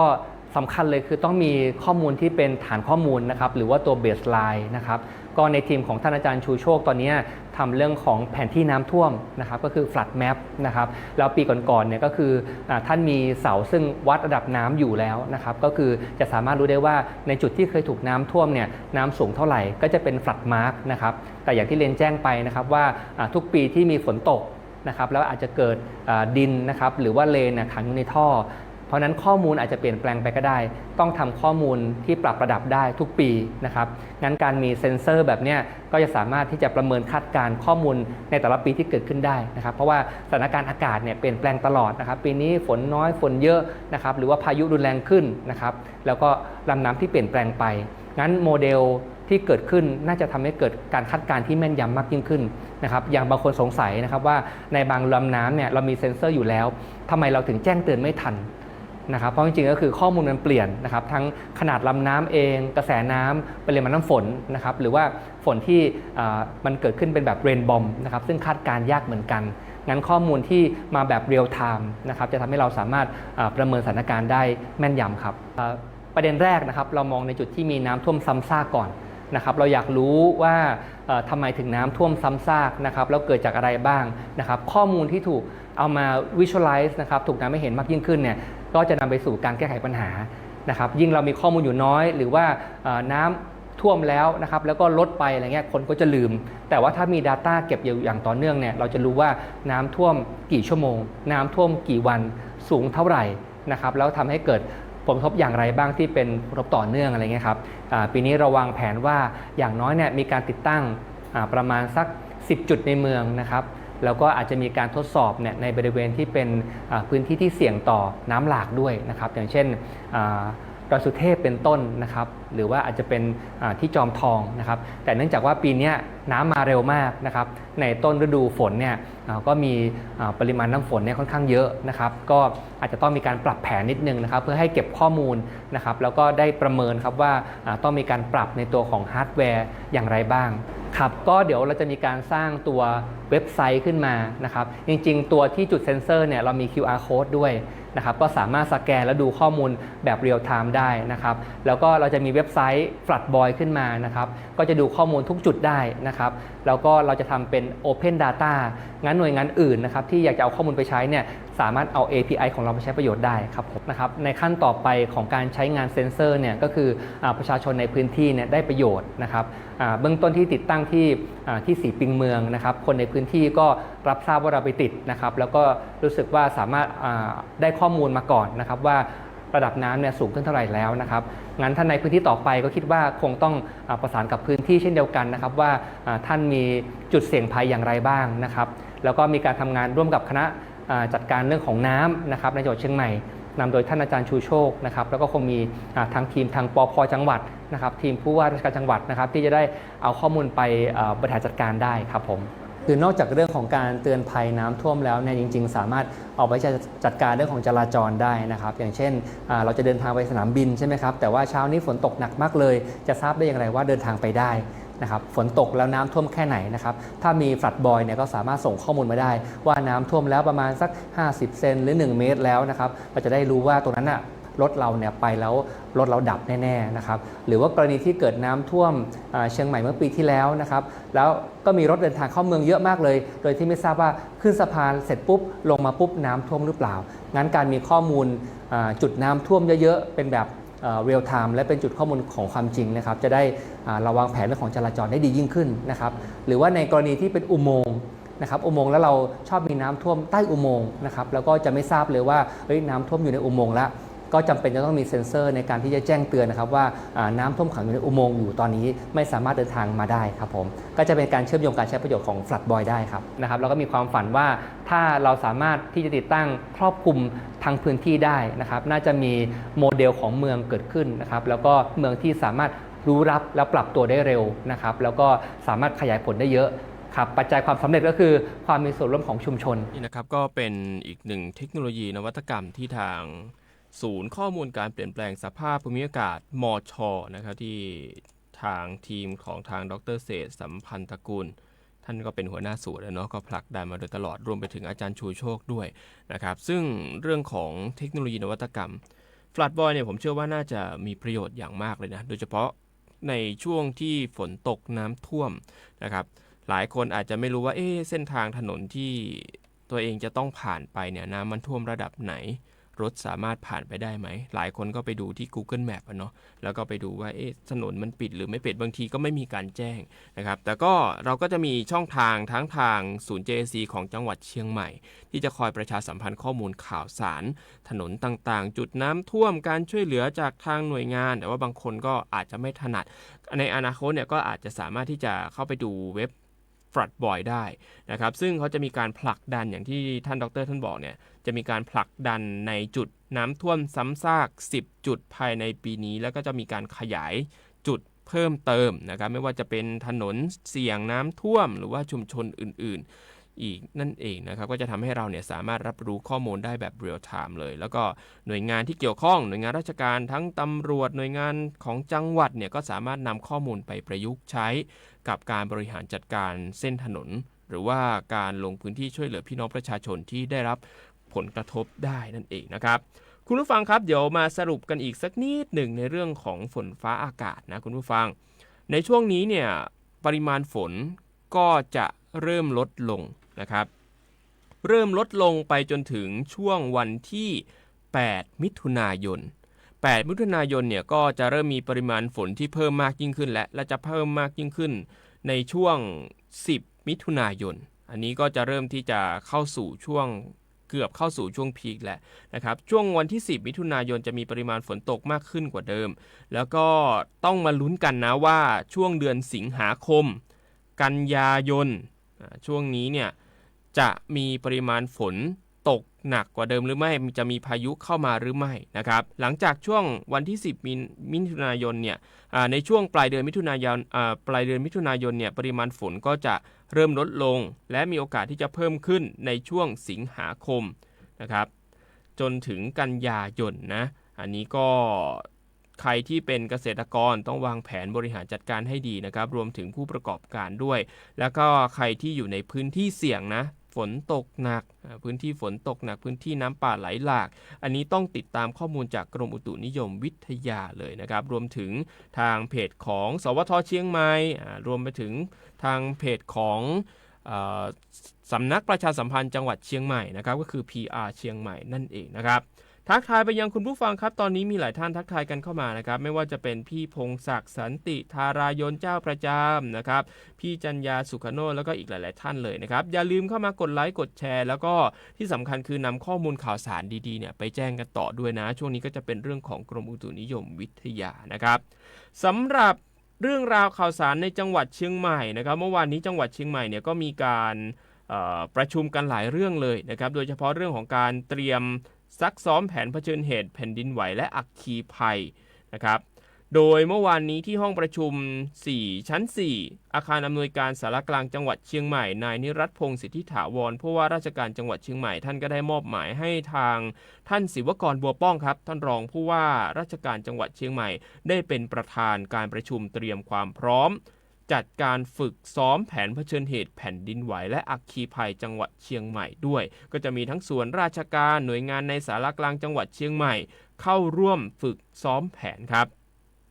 เพราะว่าจริงๆแล้วจังหวัดเชียงใหม่เนี่ยก็เป็นอีกหนึ่งในจังหวัดที่ได้รับผลกระทบจากรอยเลื่อนสกายเคลื่อนตัวนะครับก็เลยทำให้เกิดแผ่นดินไหวครั้งใหญ่โดยมีจุดศูนย์กลางอยู่ที่ประเทศเมียนมาเนี่ยแหละครับแต่ว่าแรงสั่นสะเทือนเนี่ยก็รับรู้ถึงจังหวัดใกล้เคียงรวมถึงเชียงใหม่และกรุงเทพมหานครด้วยการประชุมในเมื่อวานนี้เนี่ยเขาก็เลยเป็นการเตรียมความพร้อมในการฝึกซ้อมแผนเผชิญเหตุจากแผ่นดินไหวและอัคคีภัยนะครับจะได้จัดทำแผนเผชิญเหตุของจังหวัดเชียงใหม่ด้วยนะครับรวมถึงมีการเตรียมความพร้อมการปฏิบัติงานตามแผนเผชิญเหตุและซักซ้อมแนวทางปฏิบัติของบุคลากรเวลาเกิดภัยขึ้นนะครับหลังจากนี้ก็จะมีการฝึกซ้อมแผนเผชิญเหตุร่วมกันกับทุกส่วนราชการแล้วก็หน่วยงานในอาคารสารกลางจังหวัดเชียงใหม่มีการซักซ้อมแผนเผชิญเหตุบนโต๊ะในวันที่6มิถุนายน2568ด้วยรวมถึงมีการซ้อมแผนเผชิญเหตุเสมือนจริงในวันที่13มิถุนายน2568เป็นการจำลองการเกิดเหตุแผ่นดินไหวและอัคคีภัยนะครับก็จะได้มีการเตรียมตัวกันล่วงหน้าด้วยนะครับนอกจากนี้นะครับเมื่อวานนี้ทางสำนักกิจการความมั่นคงภายในได้มีการลงพื้นที่จังหวัดเชียงใหม่ซักซ้อมความเข้าใจในการยื่นคำขอสถานะ คนต่างด้าวเข้าเมืองโดยชอบด้วยกฎหมายนะครับถือว่าเป็นการนำร่องเอกสารคำขอในอำเภอเวียงแหงและอำเภอเชียงดาวก่อนที่จะมีการประกาศใช้อย่างเป็นทางการในปลายเดือนมิถุนายนนี้นะครับโดยเมื่อวานนี้ครับทางนายนิรัตน์พงษ์สิทธิถาวรท่านผู้ว่าราชการจังหวัดเชียงใหม่ท่านก็ให้ทางนายศิวะธมิกานนท์รองผู้ว่าราชการจังหวัดเชียงใหม่ท่านไปเป็นประธานในการประชุมชี้แจงและเตรียมความพร้อมดำเนินการให้สถานะคนต่างด้าวเข้าเมืองโดยชอบด้วยกฎหมายและมีถิ่นที่อยู่ในราชอาณาจักรตามมติครม.เมื่อวันที่ 29 ตุลาคม 2567 นะครับก่อนที่ทางกระทรวงมหาดไทยเนี่ยจะมีการบังคับใช้อย่างเป็นทางการโดยมีเจ้าหน้าที่จากสำนักกิจการความมั่นคงภายในหรือว่าสนมน.กรมการปกครองมาชี้แจงแล้วก็ให้ข้อเสนอแนะรวมถึงซักซ้อมทำความเข้าใจเรื่องของวิธีการปฏิบัติที่ถูกต้องนะครับโดยกลุ่มเป้าหมายที่มีสิทธิ์ขอรับสถานะคนต่างด้าวเข้าเมืองโดยชอบด้วยกฎหมายและมีถิ่นที่อยู่ในราชอาณาจักรใบสำคัญถิ่นที่อยู่เนี่ยเขาจะแบ่งออกเป็น2กลุ่มก็คือกลุ่มบุคคลที่อพยพเข้ามาในประเทศไทยและอาศัยอยู่เป็นเวลานานอย่างเช่นชนกลุ่มน้อยหรือพี่ๆชาติพันธุ์ต่างๆส่วนอีกกลุ่มก็คือกลุ่มบุตรของกลุ่มที่1นะครับที่เกิดในประเทศไทยแต่ว่ายังไม่ได้สัญชาติไทยส่วนคนต่างด้าวกลุ่มอื่นๆอย่างเช่นแรงงานต่างด้าวผู้ลี้ภัยจากการสู้รบคนต่างด้าวทั่วไปที่มีหนังสือเดินทางหรือว่าพาสปอร์ตนะครับก็ไม่ใช่กลุ่มเป้าหมายตามมติคณะรัฐมนตรีในครั้งนี้ทั้งนี้ในส่วนของจังหวัดเชียงใหม่ครับก็มีกลุ่มเป้าหมายในภาพรวมจากฐานข้อมูลที่เขาไปสำรวจมาซึ่งคนไม่มีสัญชาติไทยแล้วก็บุคคลไม่มีสถานะทางทะเบียนจะมีทั้งหมด 75,935 รายนะครับแล้วก็ภายในวันนี้เนี่ยวันสุดท้ายและทางเจ้าหน้าที่ของสนมน.จะมีการลงพื้นที่ไปที่อำเภอเวียงแหงและอำเภอเชียงดาวเพื่อให้คำแนะนำและซักซ้อมการทำความเข้าใจกับผู้ปฏิบัติงานด้านสัญชาติและสถานะบุคคลของทั้ง2อำเภอด้วยรวมถึงมีการตรวจสอบความถูกต้องของเอกสารคำร้องที่มีสถานะคนต่างด้าวเข้าเมืองที่ผู้มีสิทธินั้นได้ยื่นเสนอมานะครับก็ถือว่าเป็นการลดขั้นตอนที่ยุ่งยากและปิดช่องโหว่การทุจริตได้ด้วยก่อนที่จะมีการประกาศบังคับใช้จากกระทรวงมหาดไทย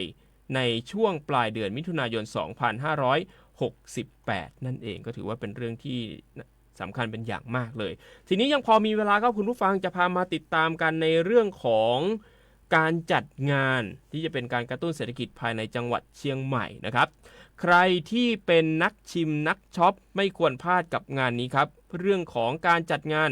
Food Universe นะครับอร่อยรับมงยกทัพของกินเจ้าดังมาเสิร์ฟให้กับชาวเชียงใหม่ที่เซ็นทรัลเชียงใหม่แอร์พอร์ตนะครับโดยเมื่อวานนี้ครับนายวีรพงษ์ฤทธิ์รอดรองผู้ว่าราชการจังหวัดเชียงใหม่พร้อมด้วยทางคุณกัญญาปัญญารองนายกเหล่ากาชาดจังหวัดเชียงใหม่คุณเก่งชัยวารินทร์รองผู้อำนวยการการท่องเที่ยวแห่งประเทศไทยสำนักงานเชียงใหม่พร้อมด้วยผู้อำนวยการฝ่ายการตลาดเขตภาคเหนือบริษัทเซ็นทรัลพัฒนาจำกัดมหาชนแล้วก็ทาง Miss Universe Thailand 2021 ด้วยนะครับแล้วก็จะมีบรรดานางสาวไทยนางงามMiss Universe อีกหลายท่านเลยเนี่ยก็มาร่วมกันเปิดงาน Food Universe อร่อยรับมงอย่างเป็นทางการก็จะจัดขึ้นที่ศูนย์การค้าเซ็นทรัลเชียงใหม่แอร์พอร์ตตั้งแต่วันนี้จนถึงวันที่ 4 มิถุนายน 2568 ใครที่ไปในงานนะครับในงานเนี่ยก็จะมีร้านอร่อยระดับ 5 ดาวมีการคัดสรรมาเป็นอย่างดีกว่า 70 ร้านค้านะครับมาการันตีความอร่อยเลยนะแล้วก็สามารถที่จะทุกท่านสามารถที่จะเข้ามาชิมช็อปใช้กันได้นะครับจะมีทั้งหมูกรอบเชฟเบิร์ดลุงใจไข่ปิ้งนครปฐมความสุข6ระดับไอติมหมูแดงอัมพวาอันนี้น่าลองชิมคุณผู้ฟังไอติมน้ำปลาหวานอันนี้คือโด่งดังระดับโลกเลยนะบะจ่างใบบัวอัมพวาเจ้าแรกเจ้าเดียวในประเทศไทยนะครับแล้วก็จะมีอีกหลากหลายร้านค้าเลยที่น่าสนใจเป็นอย่างมากก็เชิญชวนทุกท่านครับไปที่เซ็นทรัลเชียงใหม่แอร์พอร์ตนะครับตั้งแต่วันนี้จนถึง 4 มิถุนายน 2568 นะครับและนี่ก็คือรายการผู้ว่าราชการจังหวัดเชียงใหม่พบประชาชนที่นำเรื่องราวข่าวสารดีๆมาเล่าให้คุณผู้ฟังได้ฟังกันเดี๋ยวเราพบกันอีกในครั้งหน้าครับสำหรับวันนี้สวัสดีครับ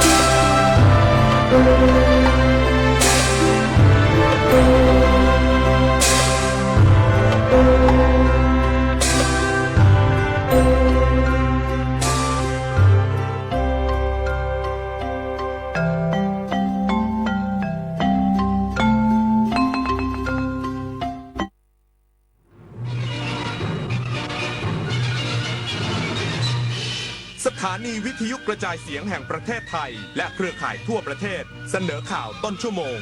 รู้เร็วรู้จริงเกาะติดทุกสถานการณ์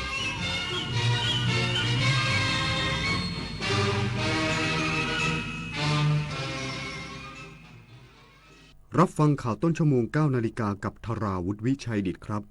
สภาผู้แทนราษฎรเตรียมพิจารณาร่างพระราชบัญญัติงบประมาณรายจ่ายประจำปีงบประมาณ 2569 ต่อเนื่องเป็นวันที่ 3 อีกสักครู่กลับมาติดตามรายละเอียดครับ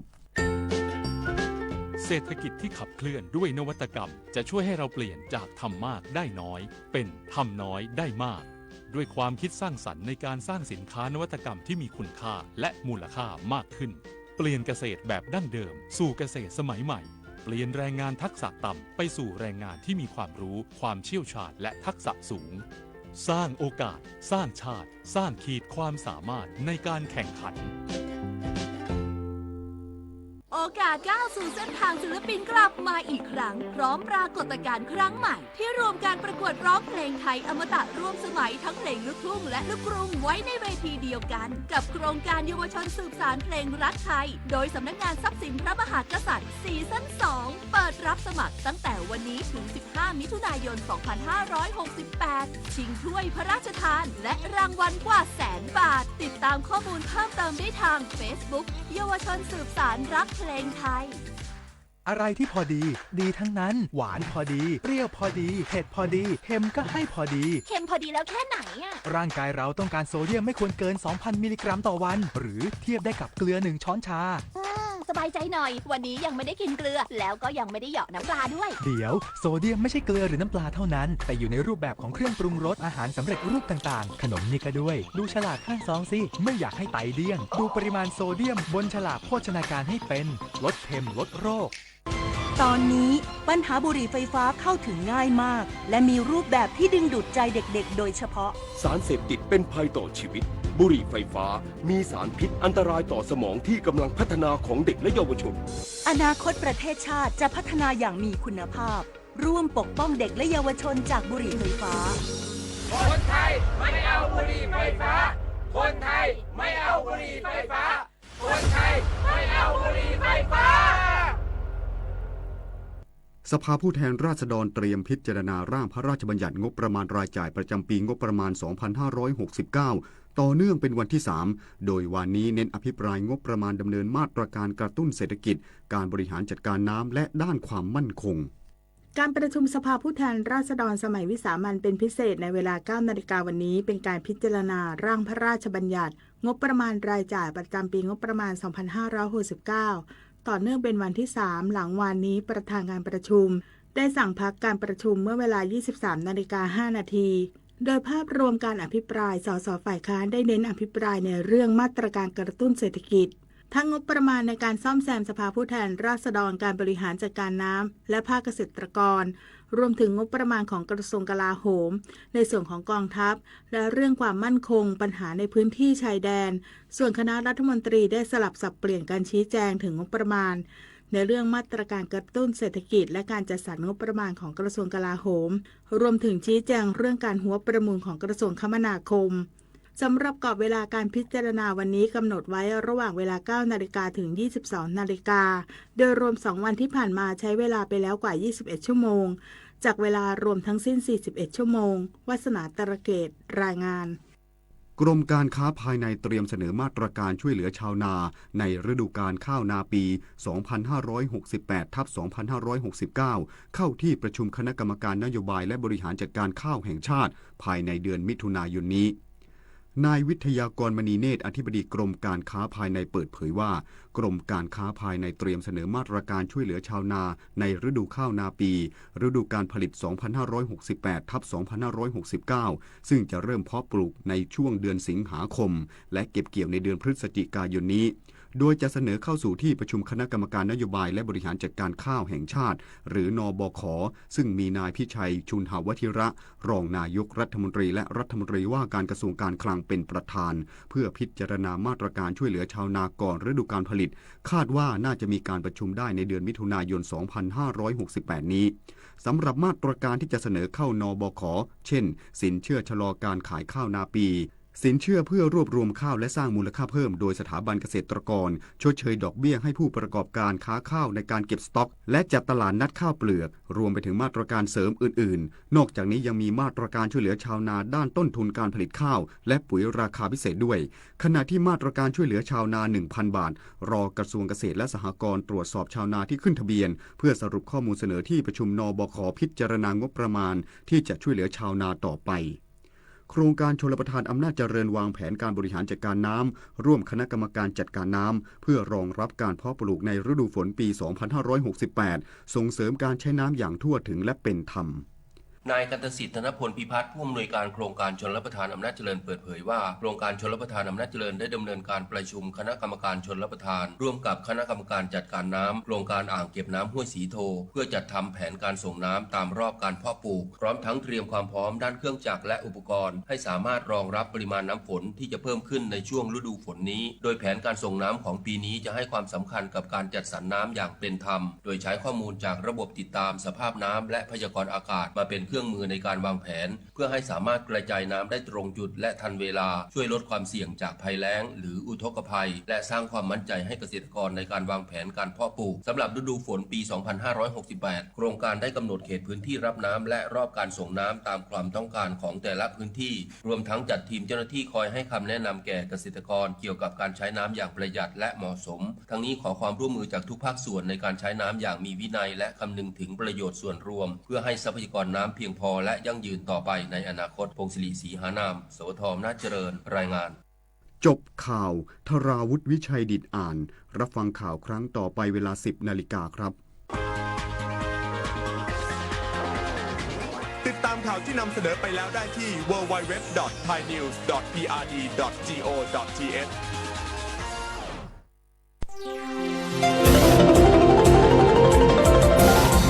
วิทยุแห่งประเทศไทย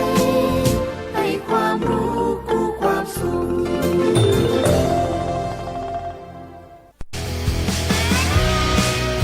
สถานีวิทยุกระจายเสียงแห่งประเทศไทยจังหวัดเชียงใหม่ FM 93.25 เมกะเฮิรตซ์ผู้นำด้านข่าวสารในจังหวัดเชียงใหม่โดยเน้นการมีส่วนร่วมของภาครัฐภาคเอกชนและเครือข่ายภาคประชาชนในพื้นที่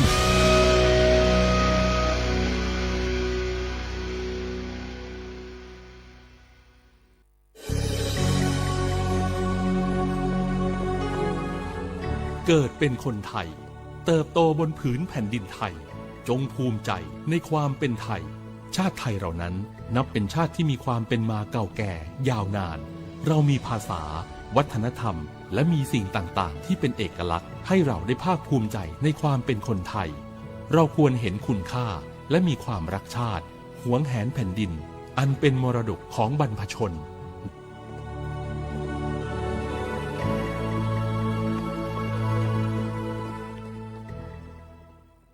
โอกาสก้าวสู่เส้นทางศิลปินกลับมาอีกครั้งพร้อมปรากฏการณ์ครั้งใหม่ที่รวมการประกวดร้องเพลงไทยอมตะร่วมสมัยทั้งเพลงลูกทุ่งและลูกกรุงไว้ในเวทีเดียวกันกับโครงการเยาวชนสืบสานเพลงรักไทยโดยสำนักงานทรัพย์สินพระมหากษัตริย์ซีซั่น 2 เปิดรับสมัครตั้งแต่วันนี้ถึง 15 มิถุนายน 2568 ชิงถ้วยพระราชทานและรางวัลกว่า100,000 บาทติดตามข้อมูลเพิ่มเติมได้ทาง Facebook เยาวชนสืบสานรักเพลงไทยกู้ภัยโทรมาบอกว่าป่อน้องรถแฉลบน้องบ่คิดบ่ฝันเลยว่าวันนั้นจะเป็นวันสุดท้าย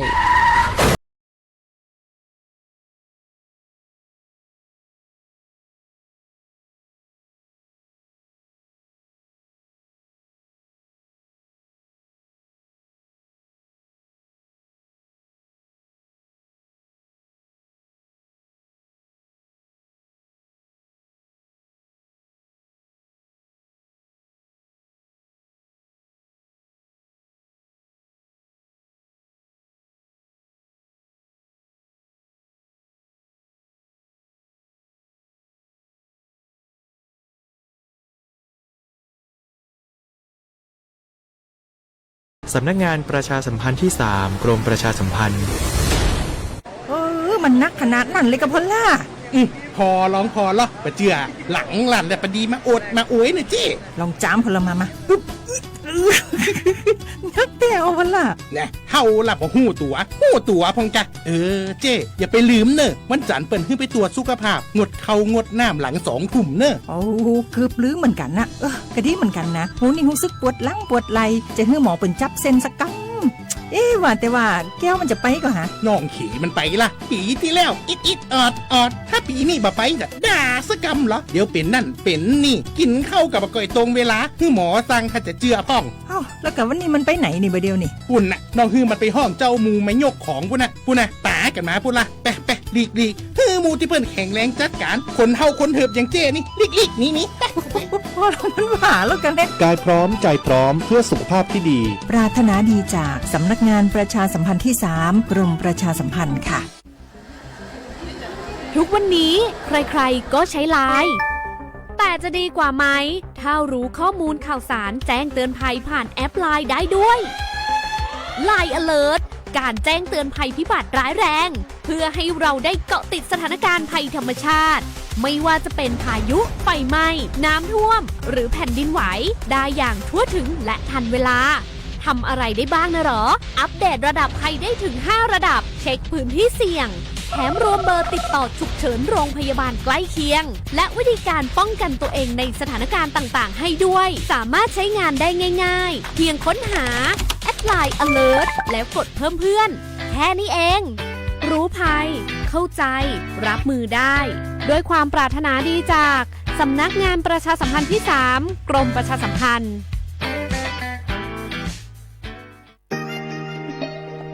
สถานีวิทยุกระจายเสียงแห่งประเทศไทยจังหวัดเชียงใหม่ขอเชิญรับฟังรายการเมืองไทยบ้านเรา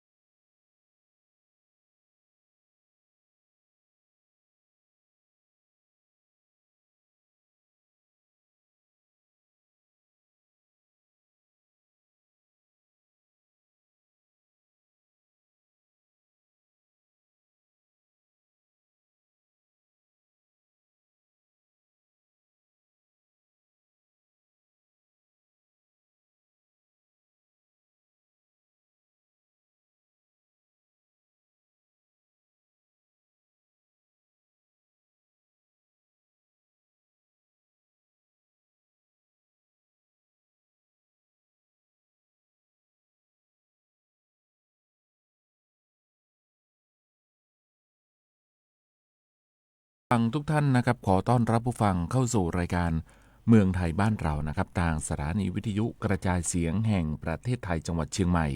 วันนี้พบกับผมนะครับฉลาดกัญญาผู้ดำเนินรายการท่านผู้ฟังก็สามารถที่จะติดตามรับฟัง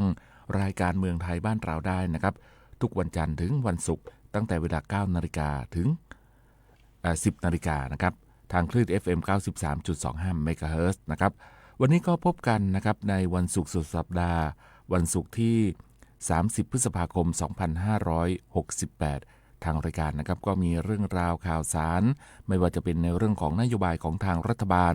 สิทธิประโยชน์ต่างๆและก็ข่าวสารอื่นๆนะครับนำมาให้ท่านผู้ฟังได้ติดตามรับฟังกันก่อนที่จะไปเริ่มต้นกับเรื่องราวข่าวสารต่างๆนะครับไปติดตามในส่วนของสภาพอากาศกันก่อนนะครับซึ่งในช่วงนี้นะครับหลายๆพื้นที่ก็จะมีฝนนะครับที่ตกลงมาไปดูในส่วนของการพยากรณ์อากาศนะครับในช่วงของ 6 นาฬิกาวันนี้ถึง 6 นาฬิกาวันพรุ่งนี้ซึ่งลักษณะอากาศโดยทั่วไปนะครับภาคเหนือก็ยังคงมีฝนตกหนักบางแห่งก็ขอให้ประชาชนนะครับระวังอันตรายจากฝนตกหนักและก็ฝนที่ตกสะสม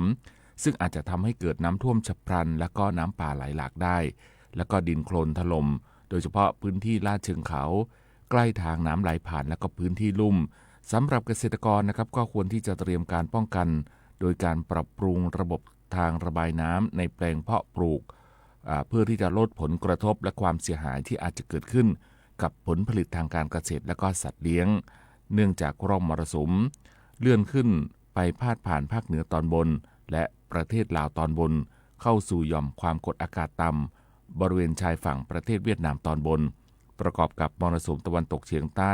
กำลังปานกลางที่พัดปกคลุมทะเลอันดามันภาคใต้และก็อ่าวไทยนะครับในส่วนของภาคเหนือตอนบนมีฝนฟ้าคะนอง70%ของพื้นที่และก็มีฝนตกหนักบางแห่งบริเวณจังหวัดแม่ฮ่องสอนเชียงใหม่เชียงรายลำพูนลำปางพะเยาน่านแพร่อุณหภูมิสูงสุดอยู่ที่ 31-34 องศาเซลเซียสอุณหภูมิต่ำสุดนะครับอยู่ที่ 24-25 องศาเซลเซียสนะครับนี่ก็เป็นเรื่องราวข่าวสารนะครับเกี่ยวกับการพยากรณ์อากาศนะครับนำมาให้ทุกผู้ฟังได้ติดตามรับฟังกันนะครับกับรายการเมืองไทยบ้านเรานะครับ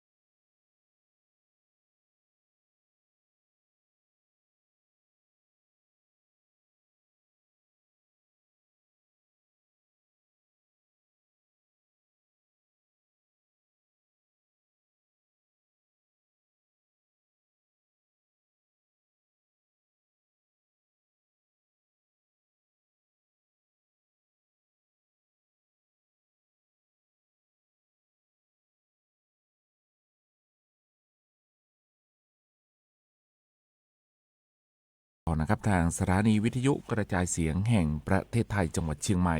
ในช่วงนี้นะครับทางรายการนะครับก็มีเรื่องราวข่าวสารนะครับในส่วนของทางกรมการแพทย์นะครับที่ได้มีการเตือนให้มีการเฝ้าระวังนะครับโรคโควิด -19 ในช่วงที่มีการเปิดเทอมนี้นะครับแล้วก็มีการแนะนำผู้ปกครองนะครับสังเกตอาการบุตรหลานอย่างใกล้ชิดด้วยนะครับซึ่งกรมการแพทย์นะครับก็ได้มีการแนะผู้ปกครองให้มีการเฝ้าระวังการระบาดของโรคโควิด -19 ในช่วงของการเปิดภาคเรียนซึ่งเด็กนะครับก็มีความเสี่ยงในการรับเชื้อเพิ่มขึ้นโดยเฉพาะกลุ่มเด็กอายุน้อยกว่า1ปีและเด็กที่มีโรคประจำตัวรุนแรงนะครับเช่นโรคหัวใจโรคปอดไตวายหรือภาวะภูมิคุ้มกันต่ำนะครับซึ่งอาการของโควิด -19 ในเด็กส่วนใหญ่จะไม่รุนแรงนะครับเช่นมีไข้ไอจามเหนื่อยหอบซึ่งก็สามารถที่จะรักษาตามอาการเหมือนกันกับการรักษาในผู้ใหญ่แต่ผู้ปกครองนะครับก็ควรที่จะเฝ้าระวังอย่างต่อเนื่องและก็ใกล้ชิดด้วยนะครับหากมีอาการรุนแรงเช่นไข้สูงกว่า39องศาหายใจหอบเร็วกว่าปกติปากเขียวซึมหรือมีอาการผิดปกติอื่นๆนะครับก็ควรที่จะรีบพบแพทย์ทันทีนะครับแล้วก็ควรให้บุตรหลานสวมหน้ากากอนามัยไปโรงเรียนล้างมือบ่อยๆแล้วก็ฉีดวัคซีนให้ครบตามช่วงวัยนะครับเพื่อให้มีภูมิคุ้มกันโรคโดยเน้นให้กับผู้ปกครองนะครับสังเกตอาการนะครับของบุตรหลานเป็นหลักหากป่วยนะครับก็ควรที่จะหยุดเรียนเพื่อที่จะพักผ่อนให้หายดีก่อนกลับไปเรียนตามปกตินะครับนี่ก็เป็นทางกรมการแพทย์นะครับที่ได้มีการเตือนนะครับ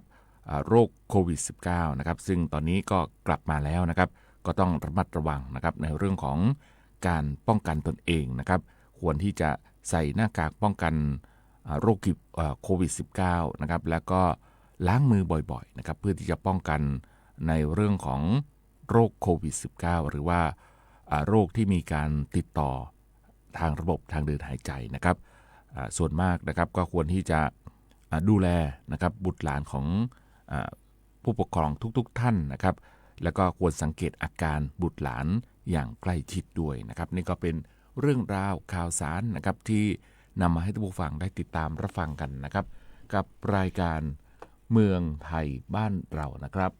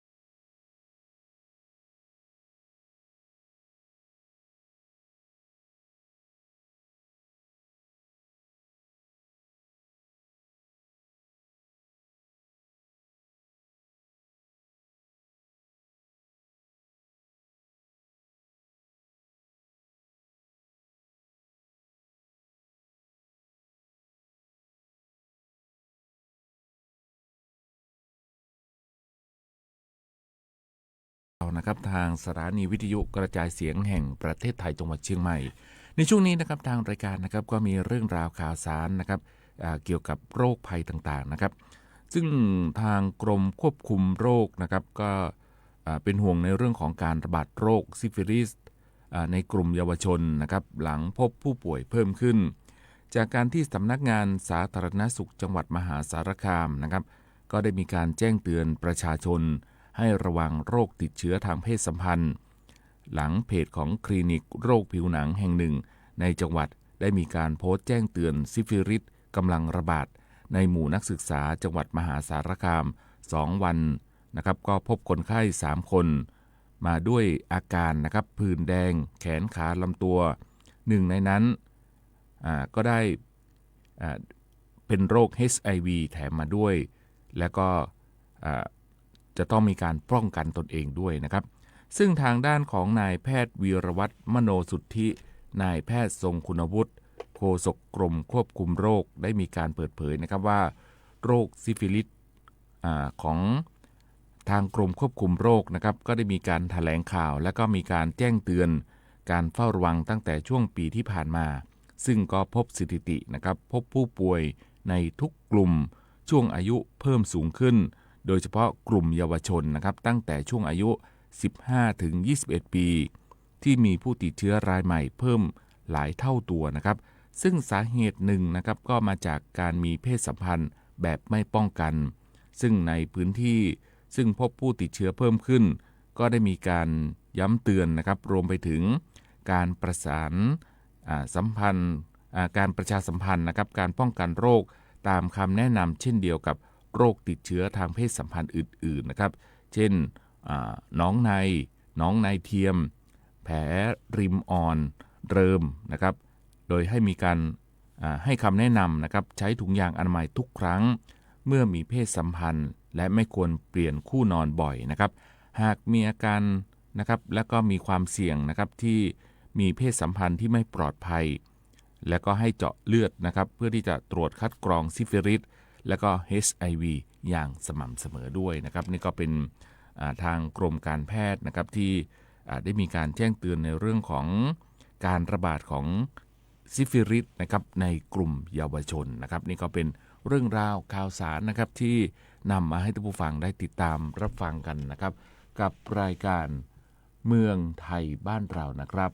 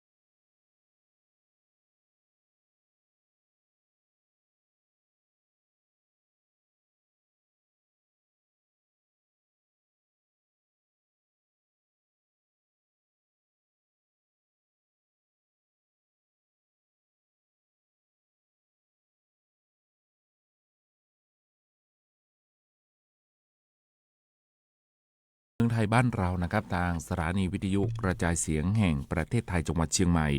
ในช่วงนี้นะครับทางรายการนะครับก็มีเรื่องราวเกี่ยวกับสิทธิประโยชน์ต่างๆนะครับแล้วก็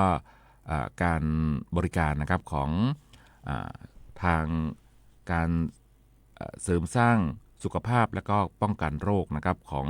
สปสช.นะครับที่ได้มีการครอบคลุมคนไทยทุกคนในการใช้สิทธิการรักษารับบริการได้ฟรีเพียงแสดงบัตรประชาชนที่ร้านยาคุณภาพของฉันหรือร้านยาที่มีเครื่องหมาย30 บาทรักษาทุกที่นะครับก็สามารถที่จะเข้ารับบริการนะครับ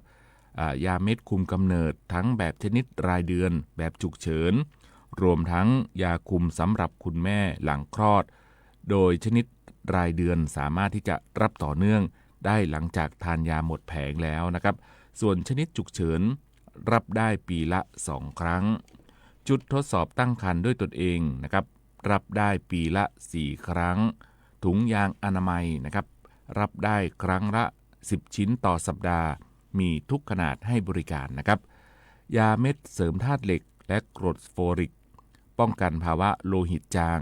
รับได้52 เม็ดต่อปีทานยาสัปดาห์ละ1 เม็ดนะครับชุดตรวจคัดกรองโรคค้นหาความเสี่ยงและเข้ารับการรักษาตั้งแต่ระยะแรกของโรคนะครับได้แก่ชุดตรวจคัดกรอง HIV ด้วยตนเองรับได้ไม่จำกัดจำนวนครั้งชุดตรวจพยาธิใบไม้ตับและมะเร็งท่อน้ำดีด้วยตนเองปีละ1 ครั้งชุดตรวจมะเร็งปากมดลูกด้วยตนเองนะครับมีสิทธิ์รับบริการ5 ปีต่อ1 ครั้งหรือไปที่แอปพลิเคชันเป๋าตังเมนูกระเป๋าสุขภาพเลือกสิทธิสุขภาพดีนะครับป้องกันโรคแล้วก็เลือกรายการเพื่อรับบริการพร้อมเลือกร้านยานะครับที่ต้องการรับบริการด้วยนะครับนี่ก็เป็นบริการสร้างเสริมสุขภาพขออภัยนะครับบริการสร้างเสริมสุขภาพได้นะครับนี่ก็สามารถที่จะเข้ารับบริการได้ฟรีนะครับนี่ก็เป็นเรื่องราวข่าวสารนะครับที่นำมาให้ท่านผู้ฟังได้ติดตามรับฟังกันนะครับกับรายการเมืองไทยบ้านเรานะครับ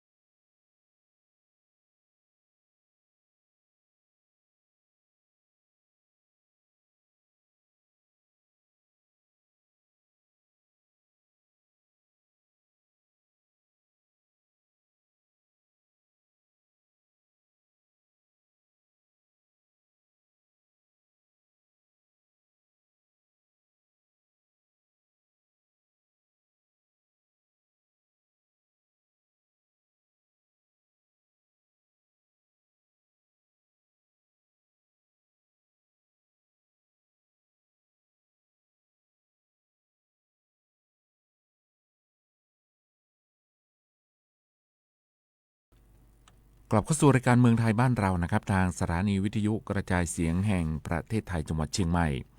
ในช่วงนี้นะครับทางรายการนะครับก็มีเรื่องราวข่าวสารของทาง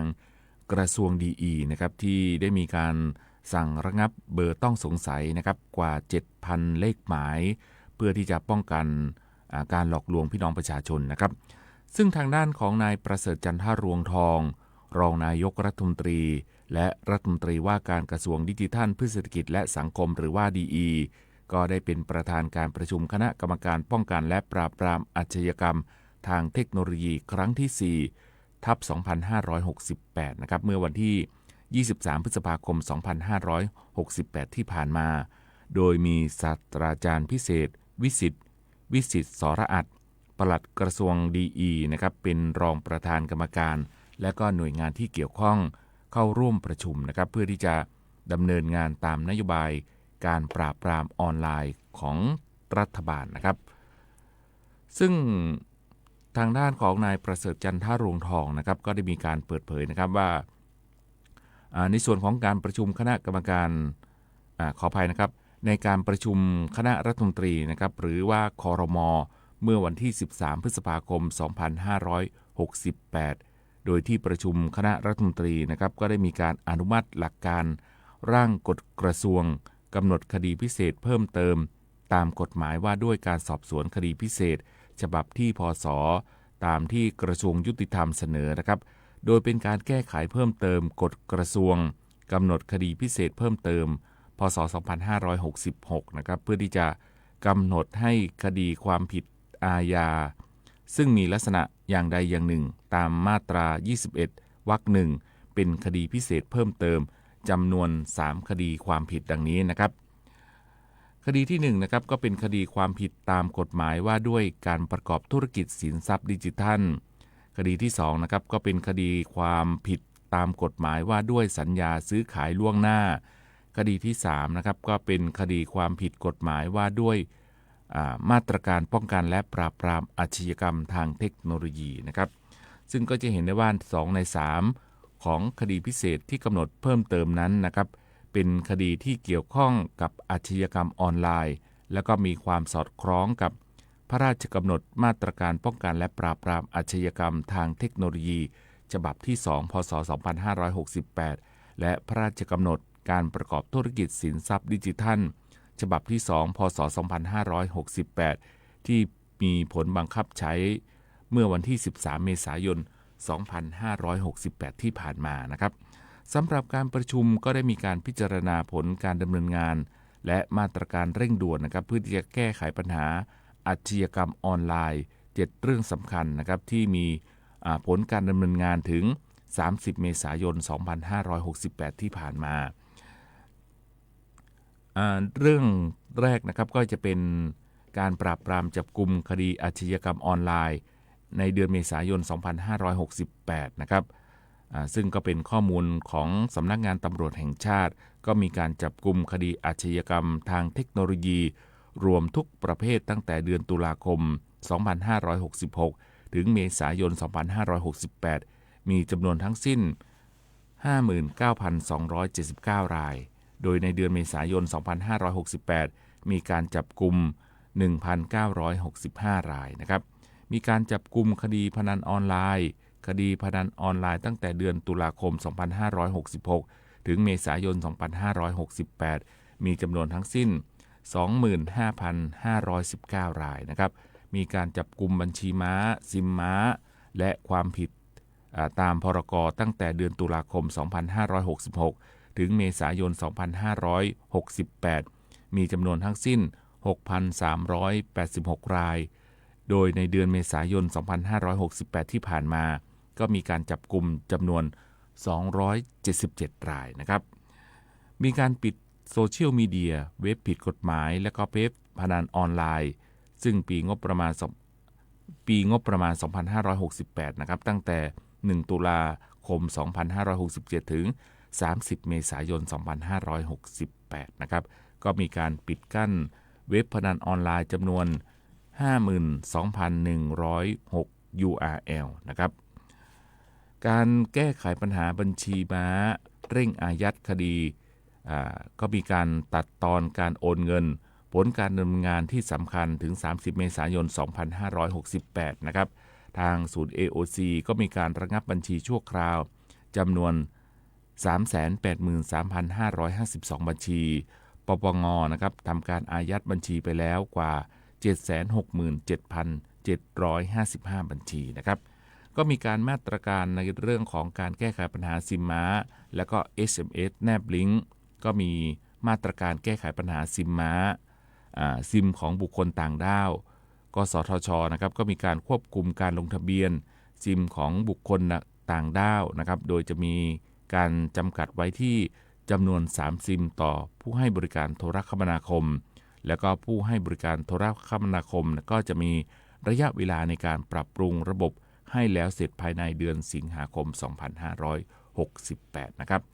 การบริหารจัดการ SMS แนบลิงก์กสทชนะครับก็ได้มีการกำหนดให้ผู้ใช้บริการ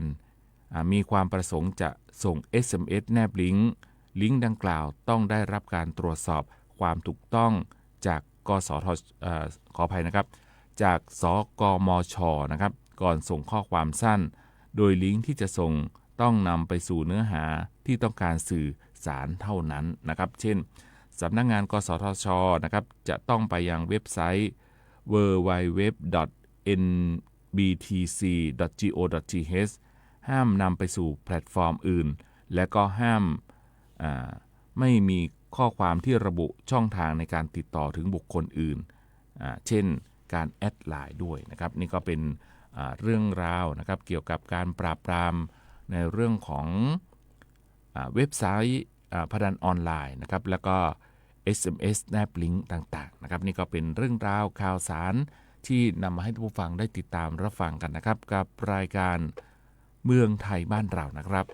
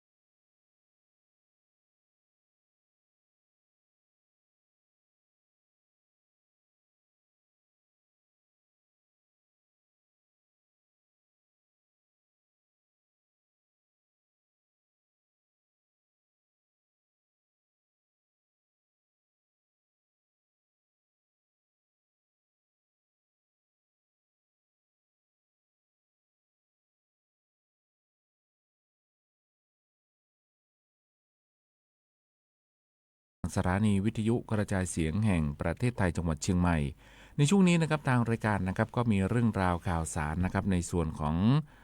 การแจ้งเตือนภัยในโรคต่างๆนะครับซึ่งในช่วงของการเข้าสู่หน้าฝนนี้นะครับโรคภัยต่างๆนะครับก็มีมากมายนะครับในเรื่องของโรคนะครับที่นำมาให้ผู้ฟังได้ติดตามรับฟังวันนี้ก็คือในเรื่องของโรคฉี่หนูนะครับซึ่งทางกรมควบคุมโรคนะครับก็ได้มีการเปิดเผยตัวเลขผู้ป่วย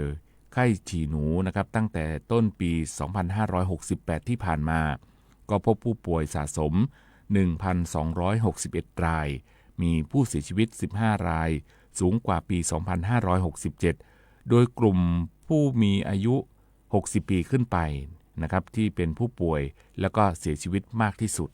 ซึ่งทางด้านของแพทย์หญิงจุไรวงศ์สวัสดิ์นายแพทย์ทรงคุณวุฒินะครับโฆษกกรมควบคุมโรคนะครับก็ได้มีการแถลงในเรื่องของ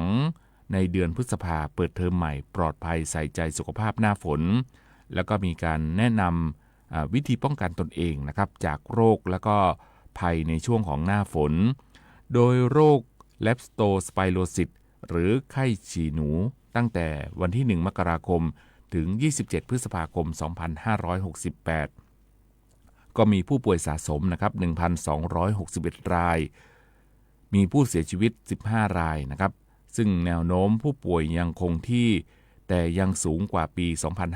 2567 กลุ่มอายุที่พบผู้ป่วยและก็ผู้เสียชีวิตมากที่สุดนะครับก็คือกลุ่มอายุ 60 ปีขึ้นไปเป็นโรคติดต่อจากสัตว์สู่คนเกิดจากการติดเชื้อแลปโตสไปขออภัยนะครับแลปโตสไปล่าสัตว์ที่สำคัญนะครับก็คือหนูหมูวัวควายแพะแกะสุนัขติดต่อโดยสัมผัสกับปัสสาวะของสัตว์ที่ติดเชื้อมีการสัมผัสกับน้ำหรือดินนะครับที่ปนเปื้อนเชื้อกินอาหารที่ปนเปื้อนนะครับกับปัสสาวะของสัตว์ซึ่งก็มีระยะฟักตัวนะครับ2 ถึง 30 วันแต่ส่วนใหญ่นะครับก็มักเกิดภายใน 5 ถึง 14 วันหลังจากที่มีการลุยน้ำย่ำโคลนหากมีการติดเชื้อนะครับจะมีอาการไข้ปวดศีรษะปวดเมื่อยตัวปวดกล้ามเนื้อที่น่องและก็โคนขาหนาวสั่นปวดท้องตัวเหลืองหรือตาเหลืองก็ได้มีการแนะนำนะครับประชาชนหลีกเลี่ยงนะครับการลุยน้ำย่ำโคลนหรือการลงแช่น้ำเป็นเวลานานนะครับหากจำเป็นนะครับก็ควรที่จะสวมรองเท้าบูทถุงมือยางหลังลุยน้ำย่ำโคลนนะครับหรือการลงแช่น้ำก็ให้ล้างมือล้างเท้าหรืออาบน้ำชำระร่างกายด้วยสบู่แล้วก็น้ำสะอาดทันที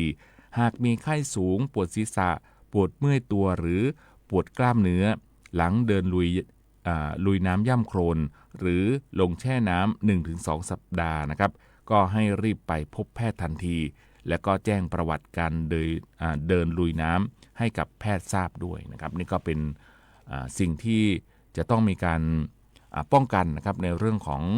โรคไข้ฉี่หนูนะครับซึ่งก็มีผู้เสียชีวิตแล้วก็ผู้ป่วยหลายรายด้วยนะครับนี่ก็เป็นเรื่องราวข่าวสารนะครับที่นำมาให้ผู้ฟังได้ติดตามรับฟังกันนะครับกับรายการ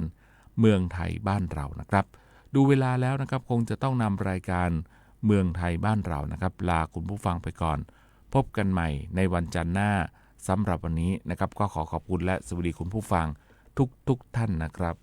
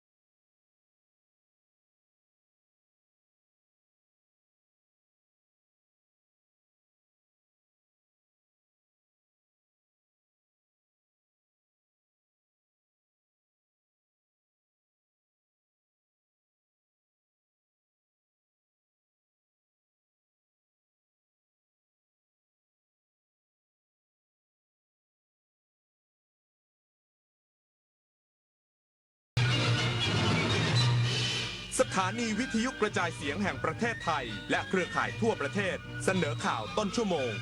รู้เร็วรู้จริงเกาะติดทุกสถานการณ์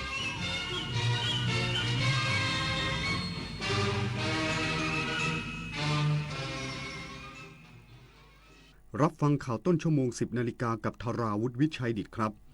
รองนายกรัฐมนตรีและรัฐมนตรีว่าการกระทรวงกลาโหมร่วมประชุมความมั่นคงเอเชียแปซิฟิกครั้งที่ 22 ที่ประเทศสิงคโปร์เพื่อเสริมสร้างความร่วมมือด้านความมั่นคงในระดับโลกอีกสักครู่กลับมาติดตามรายละเอียดครับถนนดนตรีไลฟ์เดือนมิถุนายนสนุกกับจังหวะที่อยู่ในสายเลือดของคนไทยดังไปทั้งแผ่นดินฮิตไปทุกชนชั้นจุดผสานทางวัฒนธรรมกับหมอลำสามชาติลาตินซูพร้อมศิลปินรับเชิญเท่าสราวุธทุ่งขี้เหล็กวันศุกร์ที่ 20 มิถุนายนนี้เวลา 18 นาฬิกาณห้องออดิทอเรียมอาคารศูนย์ปฏิบัติการถนนวิภาวดีรังสิตดินแดงกรุงเทพมหานครติดต่อเข้าชมฟรีได้ที่ Facebook ถนนดนตรีเรายังเป็นนักเดินทาง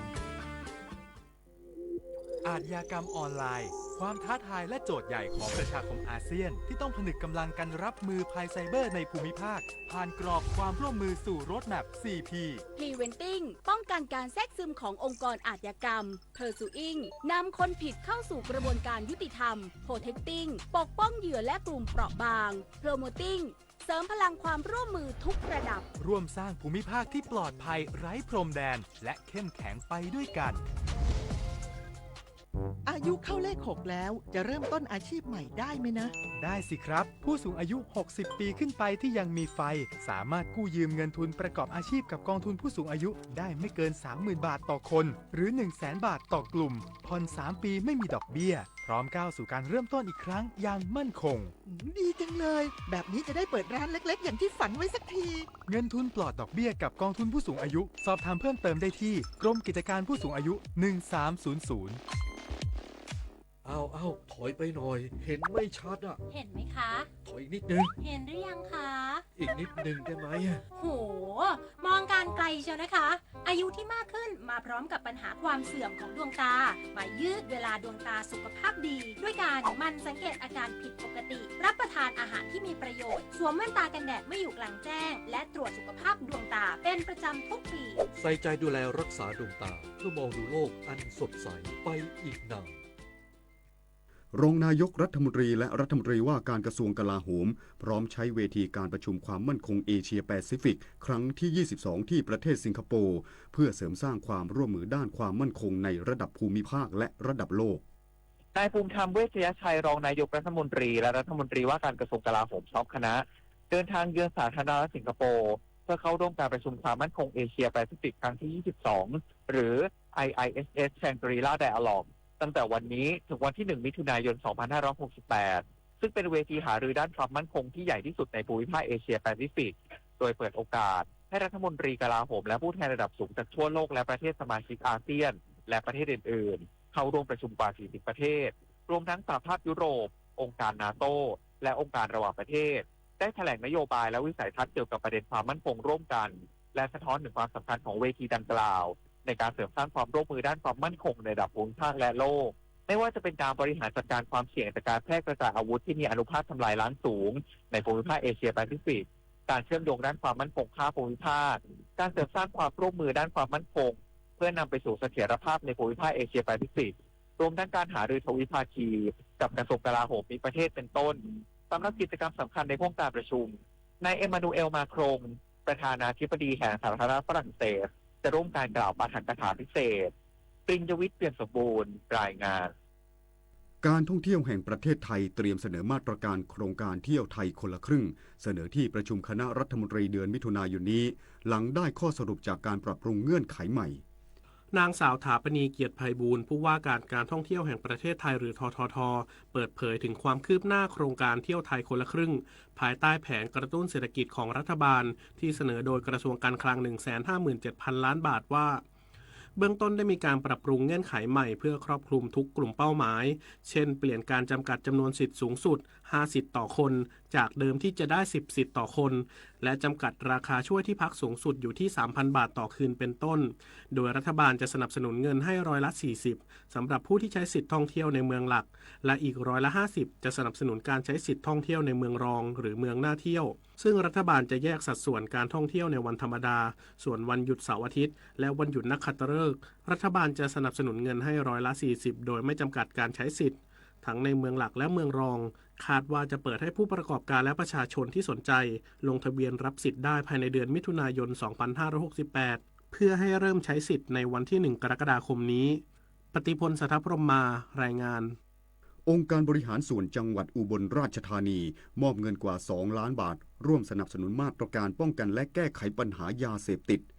นายการกันตินันท์นายกองค์การบริหารส่วนจังหวัดอุบลราชธานีเปิดเผยว่าองค์การบริหารส่วนจังหวัดอุบลราชธานีหนักถึงความสำคัญของปัญหาการแพร่ระบาดของยาเสพติดและเพื่อเป็นการป้องกันและแก้ไขปัญหายาเสพติดลดปัญหาอาชญากรรมในพื้นที่จังหวัดอุบลราชธานี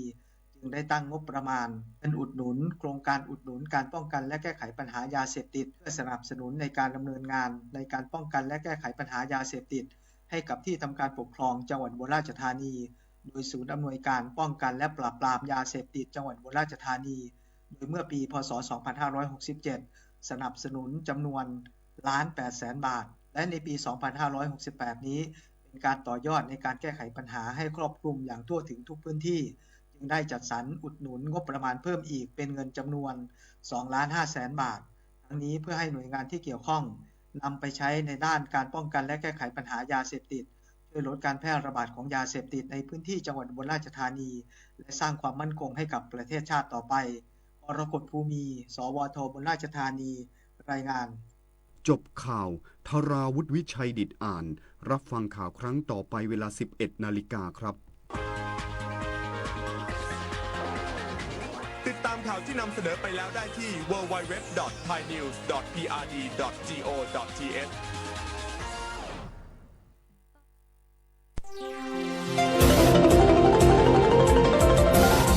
วิทยุแห่งประเทศไทยให้ความรู้กู้ความสุข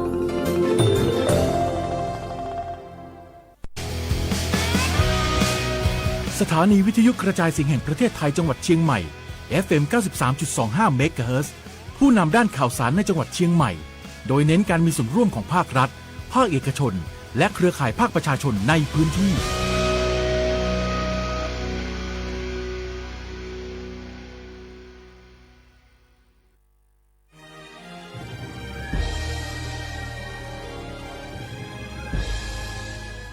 เกิดเป็นคนไทยเติบโตบนผืนแผ่นดินไทยจงภูมิใจในความเป็นไทยชาติไทยเรานั้นนับเป็นชาติที่มีความเป็นมาเก่าแก่ยาวนานเรามีภาษาวัฒนธรรมและมีสิ่งต่างๆที่เป็นเอกลักษณ์ให้เราได้ภาคภูมิใจในความเป็นคนไทยเราควรเห็นคุณค่าและมีความรักชาติหวงแหนแผ่นดินอันเป็นมรดกของบรรพชน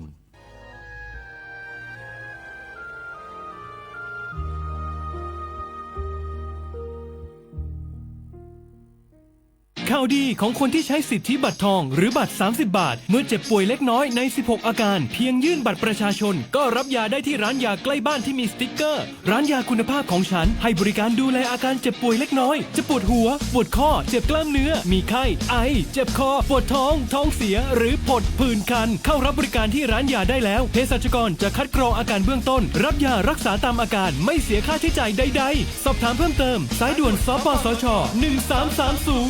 โอกาสก้าวสู่เส้นทางศิลปินกลับมาอีกครั้งพร้อมปรากฏการณ์ครั้งใหม่ที่รวมการประกวดร้องเพลงไทยอมตะร่วมสมัยทั้งเพลงลูกทุ่งและลูกกรุงไว้ในเวทีเดียวกันกับโครงการเยาวชนสืบสานเพลงรักไทยโดยสำนักงานทรัพย์สินพระมหากษัตริย์ซีซั่น 2 เปิดรับสมัครตั้งแต่วันนี้ถึง 15 มิถุนายน 2568 ชิงถ้วยพระราชทานและรางวัลกว่า100,000 บาทติดตามข้อมูลเพิ่มเติมได้ทาง Facebook เยาวชนสืบสานรักเพลงไทยปัญหาเคลมประกันไม่ได้กรมธรรม์ยังไม่คุ้มครองปัญหาเคลมไม่ได้ผู้ขายประกันไม่นำเงินส่งเข้าบริษัทประกันภัยปัญหาเคลมไม่ได้บริษัทประกันภัยปฏิเสธการจ่ายค่าประกัน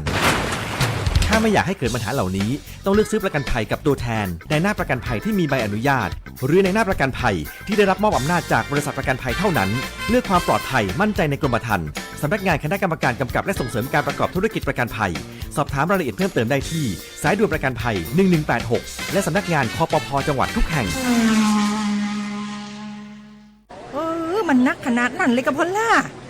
พอลองพอลอปะเจือหลังหลันแต่ปะดีมาอดมาโอยน่ะเจ้ลองจามพลมานักแต่เอาพอลล่าเนี่ยเฮาล่ะบ่ฮู้ตั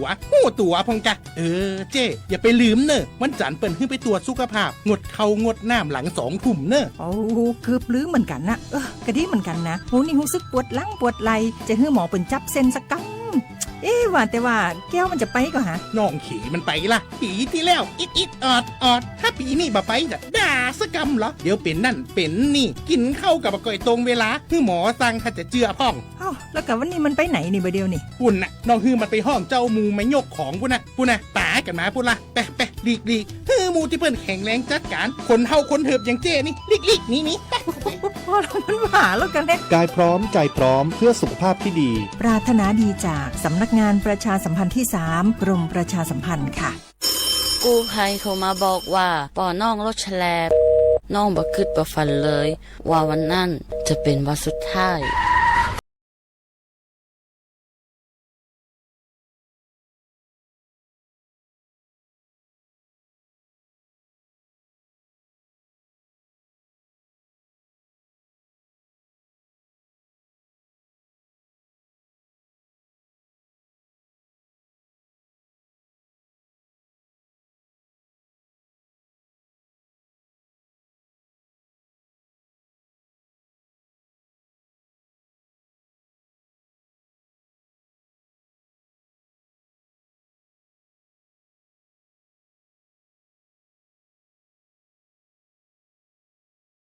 สำนักงานประชาสัมพันธ์ที่3กรมประชาสัมพันธ์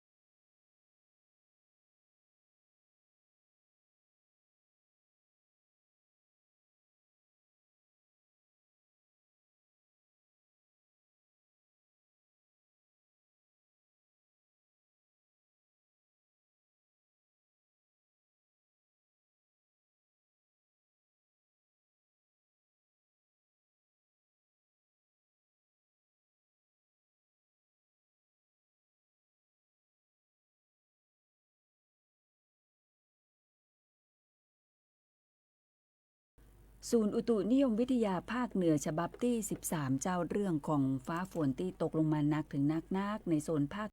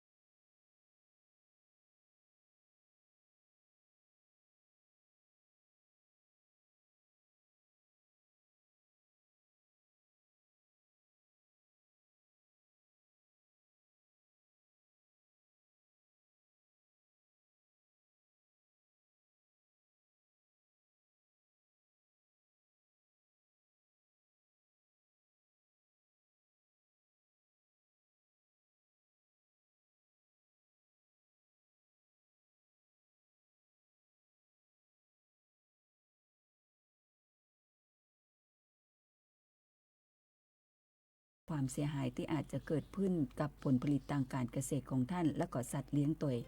อย่างจื้นๆแจ๊ะๆมันหมม่วนเนาะคุณผู้ฟังเจ้าความจื้นเนี่ยมันเป็นที่สะสมของเชื้อโรคแต้ๆเลยไม่เชื่อว่าพี่น้องเกษตรกรหลายๆท่านเนี่ยมีแผนเตรียมการป้องกันไว้แล้วส่งกำลังใจในทุกพื้นที่เลยช่วงนี้พักกันคำเดียวนะเจ้าหลังไมค์0532767793คุณผู้ฟังอยู่พื้นที่ไหนกันพ่องวันนี้แฟนรายการจะตั้งละปูนนี่ช่วงนี้นะฮอตฮิตนะเจ้าโทรก็มาในช่วงเวลาของรายการพี่ๆน้องๆดีเจชื่นชมขนาดเลยกับคุณแฟนรายการพี่น้องจะตั้งละปูนนะเจ้าแจ้งข้อมูลข่าวสารกันมาพี่น้องจะตั้งเชียงใหม่เช่นเดียวกันในหลายๆอำเภอนะเจ้าแฟนรายการบอกว่าท่านจะฟังในช่วงเวลาไหนก็แล้วแต่เราก็จะมีข้อมูลข่าวสารให้ท่านได้ติดตามมาฟังกันอย่างต่อเนื่องโดยเฉพาะเรื่องของสภาพอากาศนี่แหละเรื่องของน้ำที่จะมาตัวเอาละเจ้าพักกันเดียวขอบคุณไอ้อ้วนนะเจ้าวางงานเพลงไว้ให้สำหรับงานเพลงแรกนี่ผมไม่วุ่นงานเพลงของ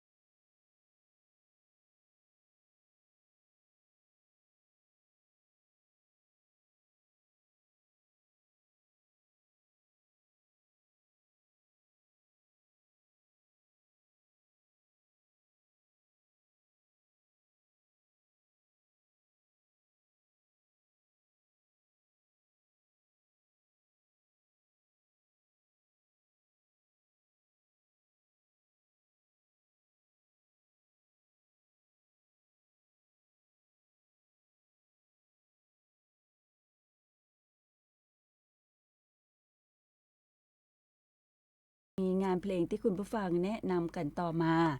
ชื่องานเพลง